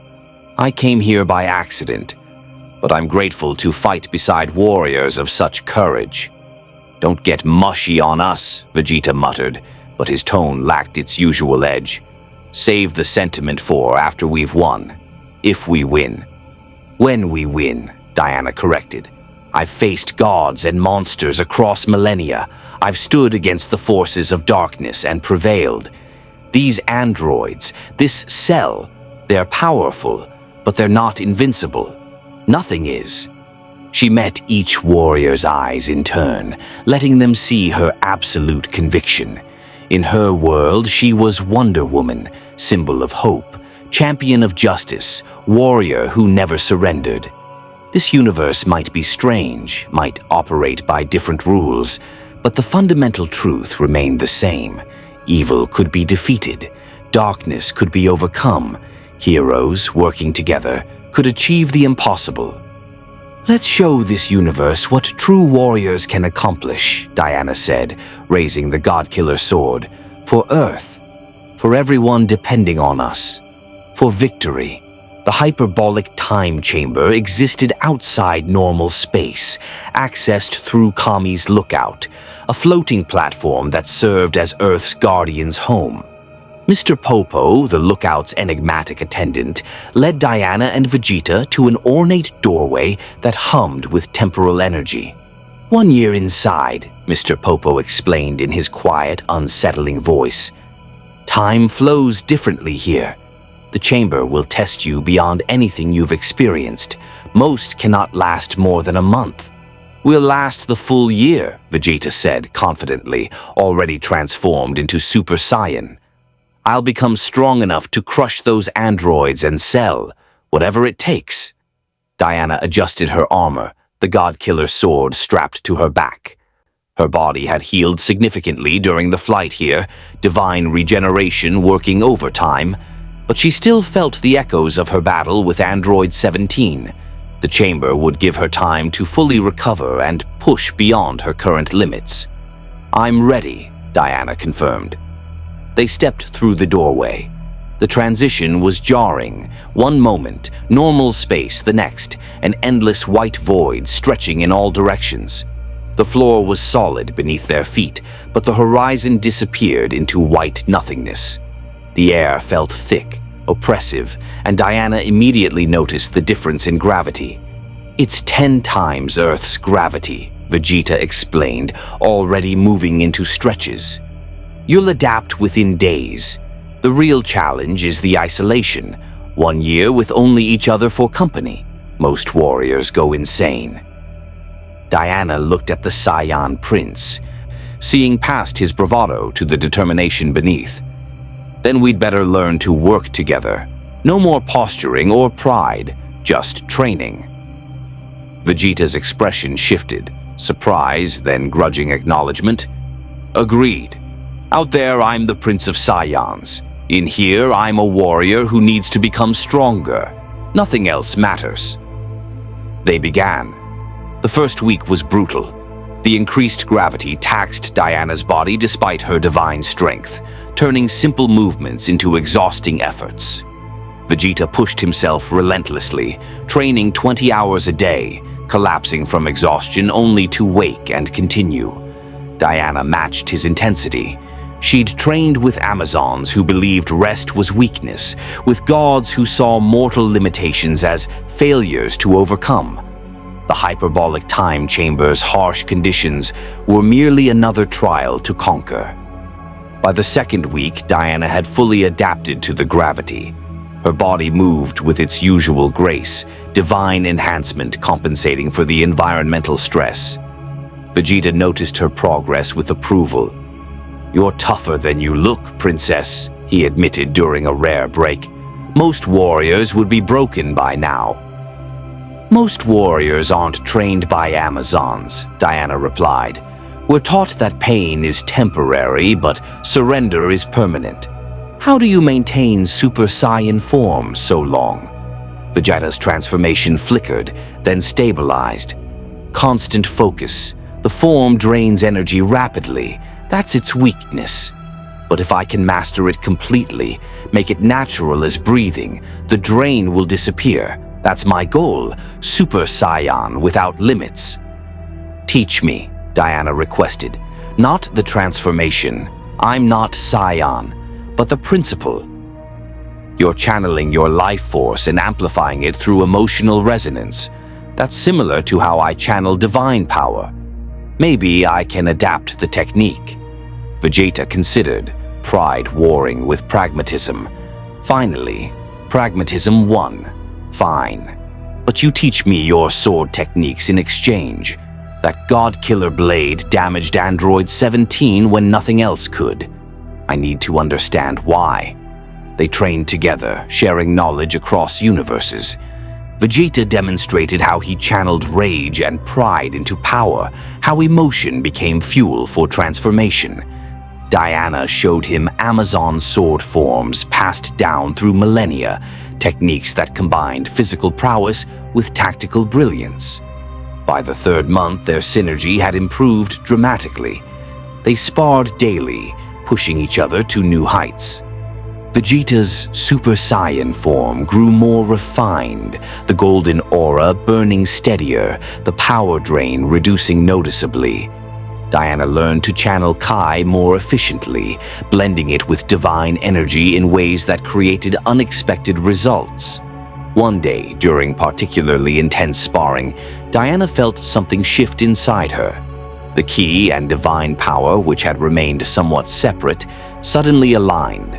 They flowed together, merged, became something greater than the sum of their parts. Silver-white lightning exploded around her body, not Zeus's divine lightning, but something new. A fusion of godly authority and universal life force. Vegeta stopped mid-attack, staring. "What is that?" Diana looked at her hands, watching the silver-white energy crackle. I'm not sure. It feels like ki, but amplified by divine essence. Like I've created a bridge between two different power systems. "Try hitting me," Vegeta demanded, assuming a defensive stance. Diana threw a punch, not at full power, but enough to test. The impact sent Vegeta sliding backward despite his Super Saiyan form, his eyes widening with genuine surprise. "That was at least 50% stronger than your normal strikes," he assessed. And it felt different, like the energy bypassed my defenses somehow. The divine component isn't ki, so my body doesn't naturally resist it. Diana felt excitement build. This hybrid power might be the key to fighting the androids. If her attacks carried divine energy that their systems weren't designed to counter. "We need to develop this further," Diana said. "If I can master this fusion completely, you'll have an edge the androids won't expect," Vegeta finished. "Good, because I'm developing something too. Watch." His Super Saiyan aura flared, then pushed beyond. The golden glow intensified, electricity crackling through it, his muscles bulking slightly. The power radiating from him doubled, maybe tripled. "Super Saiyan second grade," Vegeta declared proudly. "I've pushed past the standard transformation. I'm not done yet. I'll find third grade, maybe even transcend Super Saiyan entirely, whatever it takes to surpass Kakarot and crush our enemies." They continued training with renewed purpose. Diana refined her divine ki fusion, learning to activate it at will, maintaining it for longer periods. Vegeta pursued greater Super Saiyan heights, his pride driving him to exhaustion repeatedly. By the 6th month, they'd achieved remarkable growth. Diana could maintain her fusion state for hours without strain.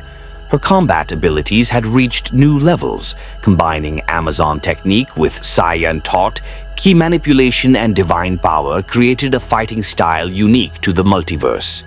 Vegeta had mastered Super Saiyan second grade and was working toward third grade, a bulkier, slower form that sacrificed speed for raw power. Diana questioned the trade-off, but Vegeta insisted overwhelming force would prove superior. During one sparring session, Diana decided to push him on the issue. "You're becoming slower," she observed, dodging his heavy punches.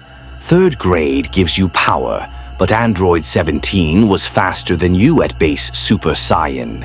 If you sacrifice more speed..." "Power is all that matters," Vegeta roared, his bulked form straining with effort. "If I hit hard enough, speed becomes irrelevant." Diana sidestepped his next attack and tapped her sword against his back, not cutting, just demonstrating the opening. You would be dead if this were real. Power without precision is wasted effort. Vegeta powered down, breathing hard, frustration evident. Then what do you suggest, Princess? How do I surpass Kakarot, if not through raw power? Balance, Diana replied. In my world, Superman has godlike strength. But what makes him truly formidable is how he combines that strength with speed, precision, and restraint. Power is a tool, Vegeta. How you wield it matters more than how much you possess. The Saiyan Prince was silent for long moments. Diana could see the internal struggle. Pride insisted he knew best, but tactical sense recognized truth in her words. "Show me," Vegeta finally said. "Show me this balanced approach." Diana spent the next weeks teaching Vegeta how Amazons fought, not with overwhelming force, but with efficient application of strength. How to read opponents, exploit openings, conserve energy while maximizing impact. It went against every Saiyan instinct, but Vegeta was intelligent enough to recognize value when shown it. In exchange, Vegeta taught Diana advanced key techniques he'd learned across his career: energy manipulation beyond simple blasts, techniques for sensing opponents' intentions, methods for recovering stamina mid-battle. By the 9th month, they'd achieved something remarkable: mutual respect. Vegeta no longer saw Diana as a rival to dominate, but as a fellow warrior whose perspective enhanced his own. Diana understood Vegeta's pride wasn't arrogance, but survival mechanism, proof to himself that he had value, that his destroyed race meant something. They shared stories during rare rest periods. Vegeta spoke of Planet Vegeta's destruction, of serving Frieza as a child soldier, of the shame and rage that drove him. Diana told of Themyscira, of leaving paradise to save man's world, of the burden of being both warrior and diplomat. "You carry responsibility I can't imagine," Vegeta admitted one evening. "I fight for pride, for Saiyan honor, for my own satisfaction. You fight for people who will never thank you, who will always demand more. That's admirable, in an irritating way." Diana smiled. "You fight for more than pride, Vegeta. You fight to prove your destroyed race had value, that Saiyans were more than Frieza's tools. That's noble, whether you'll admit it or not." Vegeta looked away, uncomfortable with vulnerability. But he didn't deny her words. The final 3 months were spent perfecting their techniques. Diana mastered her divine ki fusion completely, able to activate it instantly and maintain it indefinitely. Her sword work reached new heights, each strike carrying enough power to threaten even cell-level opponents. Vegeta achieved something unexpected. Instead of pursuing third grade's bulky power, he'd taken Diana's lessons to heart. He developed a refined Super Saiyan form, faster than base, stronger than standard, perfectly balanced. He called it Super Saiyan Full Power, a transformation that integrated perfectly with his natural state. On the final day, they stood in the white void, both transformed, both radiating power that would have been impossible a year ago. "Think we're ready?" Diana asked. Vegeta's smile was confident but no longer arrogant. "We're as ready as we'll ever be. Those androids won't know what hit them. And Cell," his expression hardened, "Cell will learn that perfection is an illusion.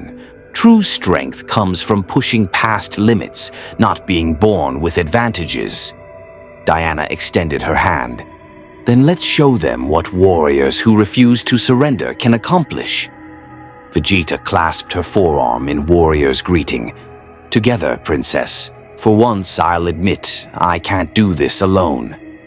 They walked toward the chamber's exit, a year of training complete, ready to face threats that had seemed insurmountable. Behind them, the white void remained unchanged, eternal witness to countless warriors' struggles. But Diana and Vegeta were no longer the same people who'd entered. They'd become something more, warriors who'd bridged universes, combined techniques across realities, and forged respect from conflict. The androids and Cell awaited. It was time to show them what true perfection looked like. They emerged from the hyperbolic time chamber to find only a single day had passed. Goku and Piccolo waited at the entrance, their expressions shifting from concern to shock as they sensed the transformed warriors. "Vegeta," Goku's eyes widened. "Your power, it's incredible. And Diana, you feel completely different. What happened in there?" Vegeta smirked, his Super Saiyan full power form radiating controlled energy. "We trained, we improved. We became strong enough to crush our enemies. That's what happened, Kakarot." Diana's silver-white aura crackled around her, divine ki fusion active and stable. "We're ready to face the androids and Cell. What's the current situation?" Piccolo's expression was grim. "Cell found Android 17 2 days ago. Well, 2 days for us. He absorbed him. Cell's reached his semi-perfect form, and his power has increased exponentially. He's searching for Android 18 now." "Then we find her first," Diana stated firmly. "If Cell achieves perfect form, even our training might not be enough." They flew toward the coordinates Bulma provided, a remote island where Android 18 had been detected. The landscape below blurred as Diana pushed her enhanced speed to its limits, matching Vegeta's Super Saiyan velocity easily. They arrived to find chaos. Android 18 fought desperately against semi-perfect Cell, a grotesque creature that combined insectoid features with disturbingly human elements. Cell's tail whipped forward repeatedly, trying to pierce 18's defenses and absorb her. The female android blasted him with energy, but Cell's bio-armor absorbed the attacks with minimal damage. "Stay away from me," Android 18 screamed, genuine fear in her voice, the first emotion Diana had heard from the cold android. "Your resistance is pointless," Cell taunted, his voice sickeningly refined. "You were created to be absorbed, to grant me perfection. Accept your purpose." "Like hell!" Android 18 unleashed a massive energy barrage, but Cell simply regenerated through the damage, Piccolo's stolen cells allowing instant recovery. Vegeta didn't hesitate. He descended like a golden meteor, driving his fist into Cell's face with devastating force. The bio-android flew backward, crashing through 3 rock formations before stopping. "You want perfection, insect," Vegeta snarled. "Try surviving me first." Cell rose, wiping green blood from his mouth, eyes widening as he sensed Vegeta's new power level. "Impossible. You were nothing a day ago." "How did you—" Diana landed between Cell and Android 18, God Killer sword drawn and blazing with divine ki fusion energy. "You talk too much, creature. If you want to prove your perfection, face warriors who've earned their strength." Cell's expression shifted from surprise to delight. "Oh, this is wonderful. The Saiyan Prince and the Goddess Warrior, both tremendously stronger than before. Yes, this will be entertaining." He attacked. Cell moved with terrifying speed, but Diana had trained for a year against Vegeta's enhanced velocity. She tracked Cell's movements, sword intercepting his tail strike. Divine steel met bio-organic armor, and this time the blade cut deep. Cell screamed as his tail was severed. "Impossible!" Cell clutched the stump, green blood spurting. "That sword, what is that?" "Your end," Diana replied coldly, pressing her attack. She flowed into Amazon sword forms perfected over a year of constant practice, each strike carrying fusion energy that bypassed Cell's defenses. The God-Killer blade had been forged to slay gods. This bio-android, powerful as he was, couldn't match divine craftsmanship. Vegeta attacked from the opposite side, his Super Saiyan full-power form delivering precision strikes that exploited openings Diana created. They fought as a synchronized unit, tactics developed through a year of sparring, together executed flawlessly. Cell regenerated his tail, but the effort clearly taxed him. He was strong, tremendously strong, but facing two opponents who'd trained specifically to counter overwhelming power was proving difficult. "Enough games," Cell roared, his aura exploding outward. "I'll absorb the android, achieve perfection, and then destroy you both properly." He vanished, reappearing beside Android 18. Diana was faster. She used instant movement, a technique Vegeta had taught her, similar to Goku's instant transmission, but powered by divine ki fusion. She materialized between Cell and 18, sword already swinging. The God-Killer blade carved through Cell's chest, divine energy burning his bio-organic structure.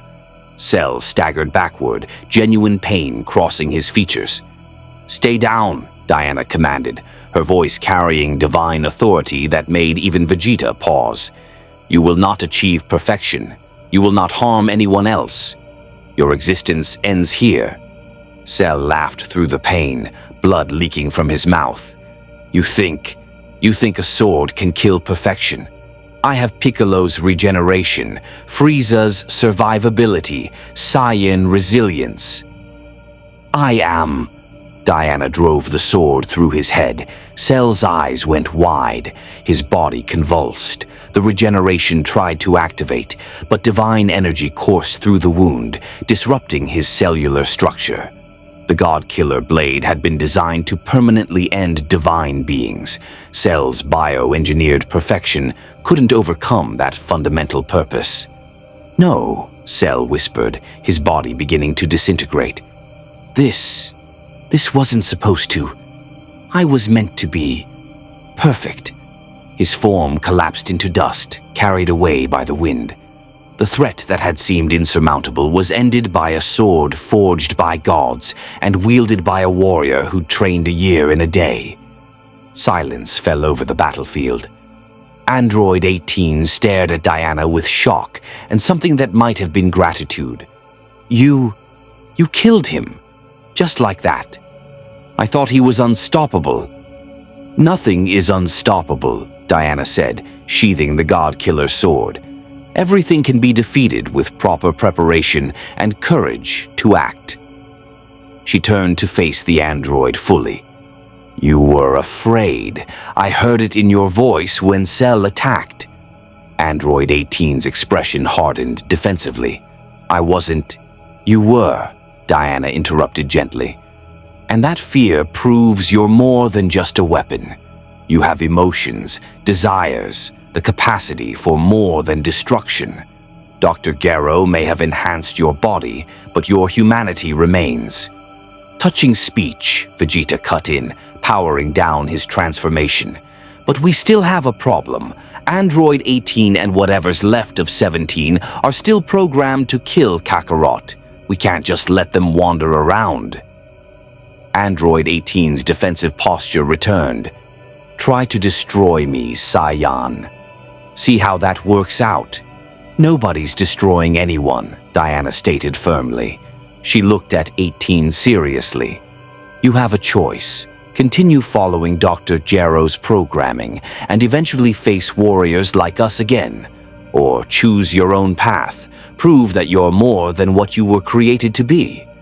Android 18 was silent for long moments, processing. Finally, she spoke quietly. "My brother, 17. Cell absorbed him. Is he?"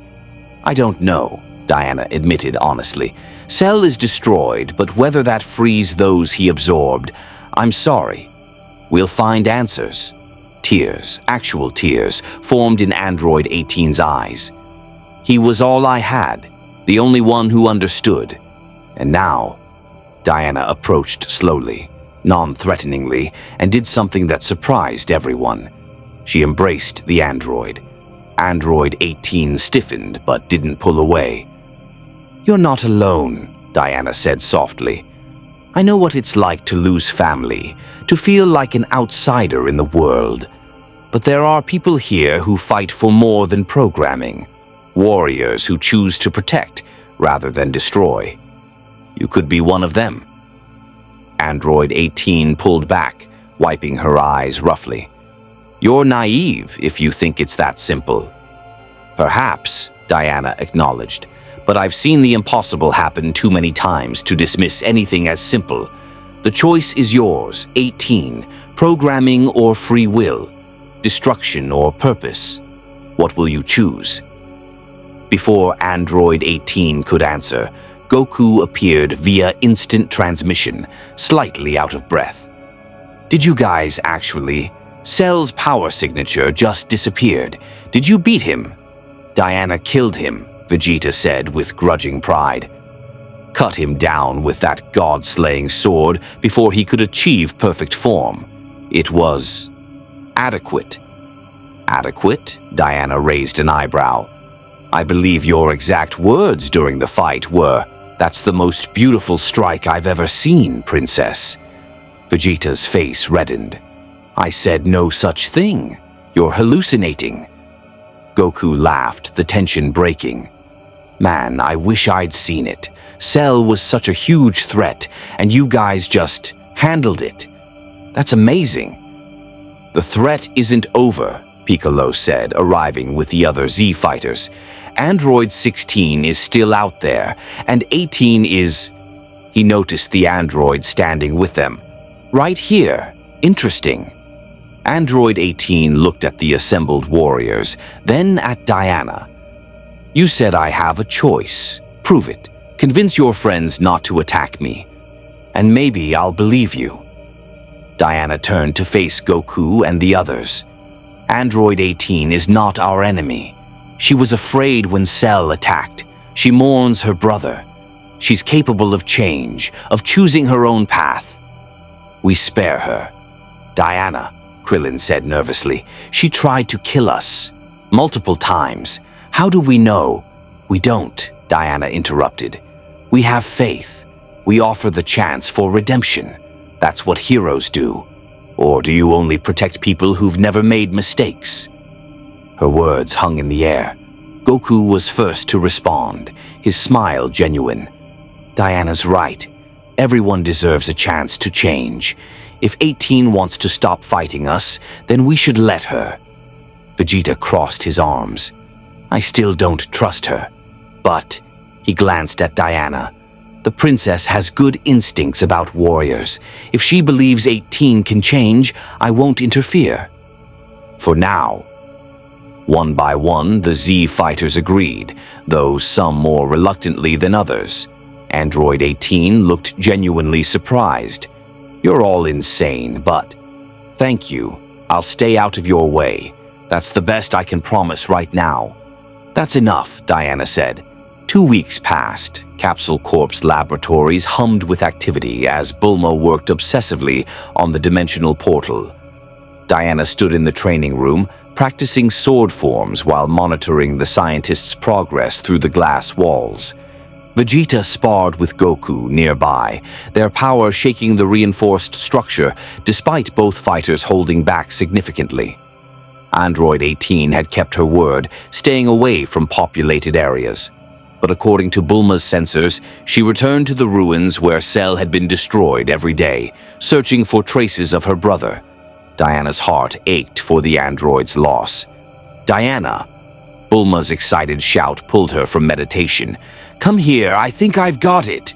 Diana rushed to the lab, finding Bulma surrounded by holographic displays showing complex equations that meant nothing to the Amazon, but clearly excited the scientist. "The dimensional frequency from your arrival, I've managed to replicate it. With the energy from these..." She gestured to 7 orange spheres covered in stars. "The Dragon Balls we gathered, we can punch through to your universe." Diana felt hope and unexpected sadness simultaneously. Home. She could finally return to her world, to her responsibilities, to the Justice League and Themyscira. But leaving meant abandoning warriors she'd grown to respect, a world she'd fought to protect. "When?" Diana asked. "Now, if you want. The portal will be stable for maybe 10 minutes. After that, the dimensional barriers will seal again for months."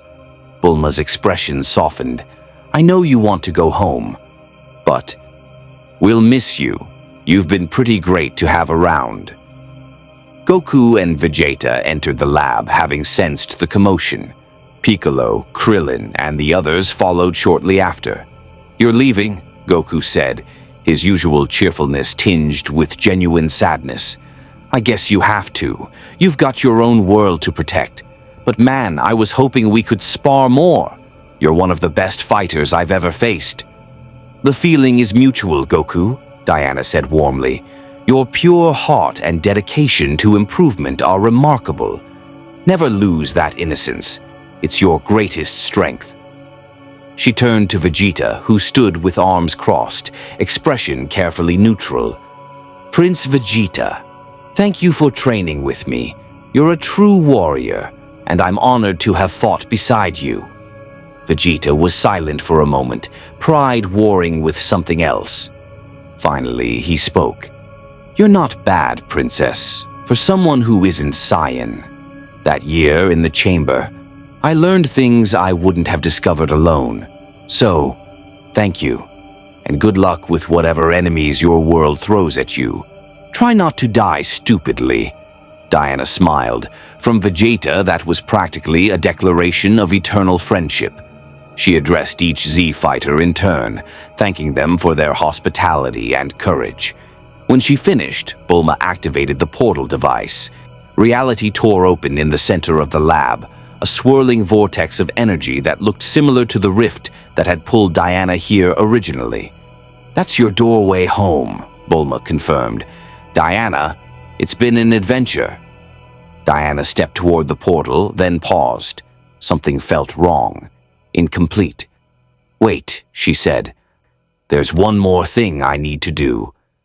She flew from Capsule Corp toward the ruins where Cell had fallen, the Z-fighters following curiously. They found Android 18 standing among the debris, as she had every day, searching for her lost brother. "Android 18, Diana called out gently. The android turned, surprise crossing her features. "Goddess, I heard you were leaving. Come to say goodbye?" "In a way," Diana landed, approaching slowly. "I know you're searching for your brother, for closure. I can't bring him back. Cell's destruction was too complete. But I wanted you to know, you're not alone. These warriors," she gestured to Goku and the others, "they would welcome you if you let them. You could have family again. Purpose beyond programming." Android 18's expression was guarded. "Why do you care? You're leaving." "My choices won't affect you." "Because I've been where you are," Diana said softly. "Alone in a world that doesn't understand you, grieving losses that can't be fixed, questioning whether you have value beyond what others made you for. I found purpose by choosing to protect rather than destroy. You can too." "Just like that? I'm supposed to become a hero because a goddess told me to?" "No," Diana smiled. "You become a hero by making that choice every day. By helping when it's easier to hurt. By protecting when programming says destroy. By proving that what you choose matters more than what you were made for."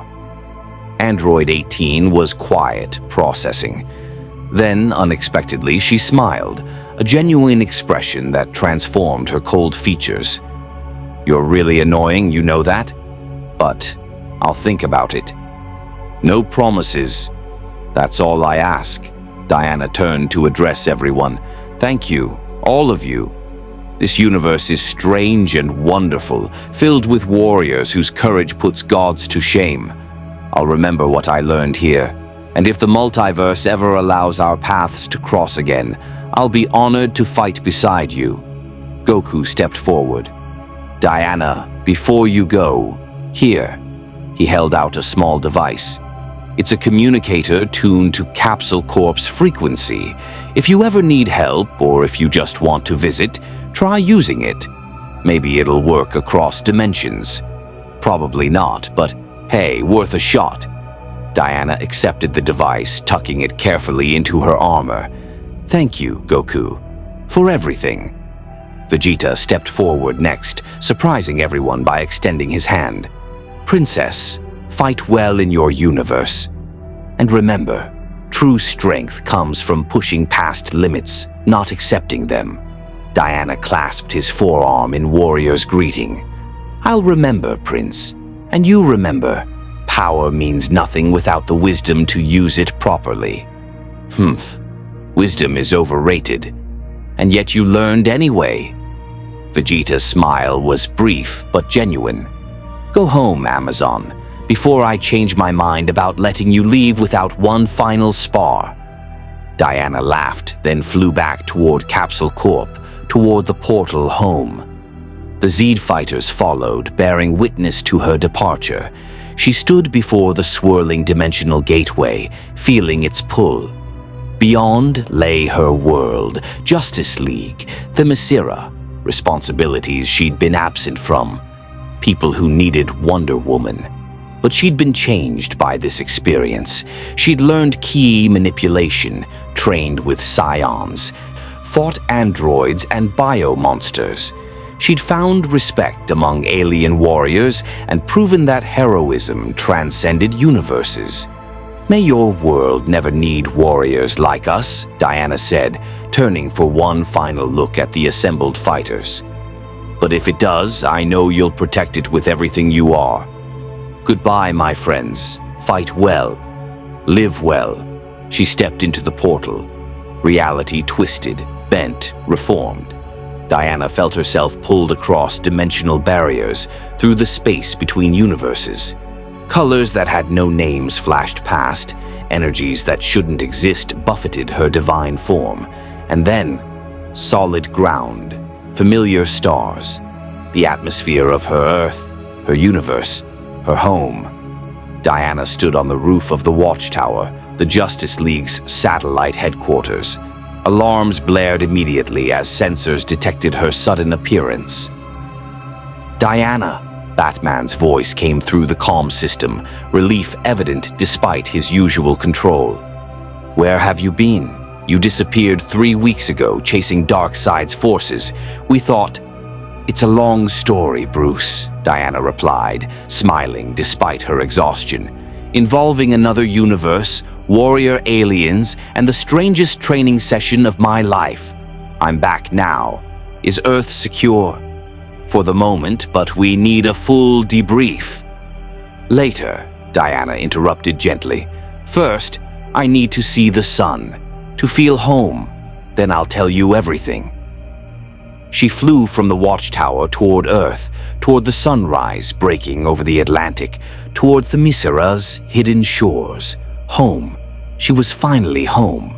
But part of her heart remained in another universe, with warriors who'd become comrades, with a prince who'd become an ally, with an innocent scion who taught her that strength and kindness could coexist. Diana touched the communicator Goku had given her, still tucked in her armor. Probably wouldn't work across dimensions, probably useless, but she kept it anyway, just in case. Wonder Woman's brief time in the Dragon Ball Z universe had changed her in ways she was still discovering. The key techniques she'd learned allowed her to enhance her divine powers in unprecedented ways. The tactical lessons from training with Vegeta sharpened her combat instincts. The pure-hearted courage she'd witnessed in Goku reminded her why heroism mattered. But more than techniques or power, she'd learned something fundamental. Heroism transcended universes. Whether facing Darkseid or Cell, tyranny or androids, the core truth remained. Warriors who refused to surrender, who fought for others rather than themselves, who chose protection over destruction. These were the heroes every universe needed. In the Dragon Ball Z universe, life continued. Android 18 eventually took Diana's words to heart, joining the Z Fighters and finding new purpose beyond her programming. She even found love with Krillin, proving that redemption was always possible for those willing to choose it. Vegeta never admitted how much Diana's training had helped him, but his fighting style retained the precision and balance she'd taught. When he finally achieved Super Saiyan 2 and beyond, he remembered the Amazon's lessons about power requiring wisdom. Goku kept the matching communicator, hoping someday to spar with Diana again. He never stopped believing the multiverse would bring them together eventually. After all, he'd learned that impossible things happened all the time to those who kept faith. And somewhere in the multiverse, dimensional barriers between universes grew slightly thinner. Touched by the resonance of warriors from different realities who'd fought side by side. Perhaps someday, when the need was great enough, those barriers would part again. Until then, two worlds continued their eternal struggles, one protected by gods and aliens in colorful costumes, the other defended by warriors who pushed past limits through sheer determination. Different universes, different rules, but the same fundamental truth. Heroes who refuse to yield, who fight for others, who believe in redemption and second chances. These warriors would always find each other across the infinite expanse of the multiverse. And when they did, they would stand together against any threat, proving that courage, honor, and hope transcended all boundaries. Diana of Themyscira had entered Dragon Ball Z as a stranger. She left as a warrior who'd found kindred spirits in the most unexpected place, a universe where power levels were absurd, where alien races fought gods, where training meant breaking every conceivable limit. And if the multiverse was kind, perhaps one day she'd return. To spar with Goku, to trade insults with Vegeta, to witness what Android 18 had become. To fight beside warriors who'd proven that strength without honor was worthless, but strength combined with courage could change universes. The Dragon Balls still existed after all, and wishes had a way of coming true for those brave enough to seek them. May the Force be with you. More stories await.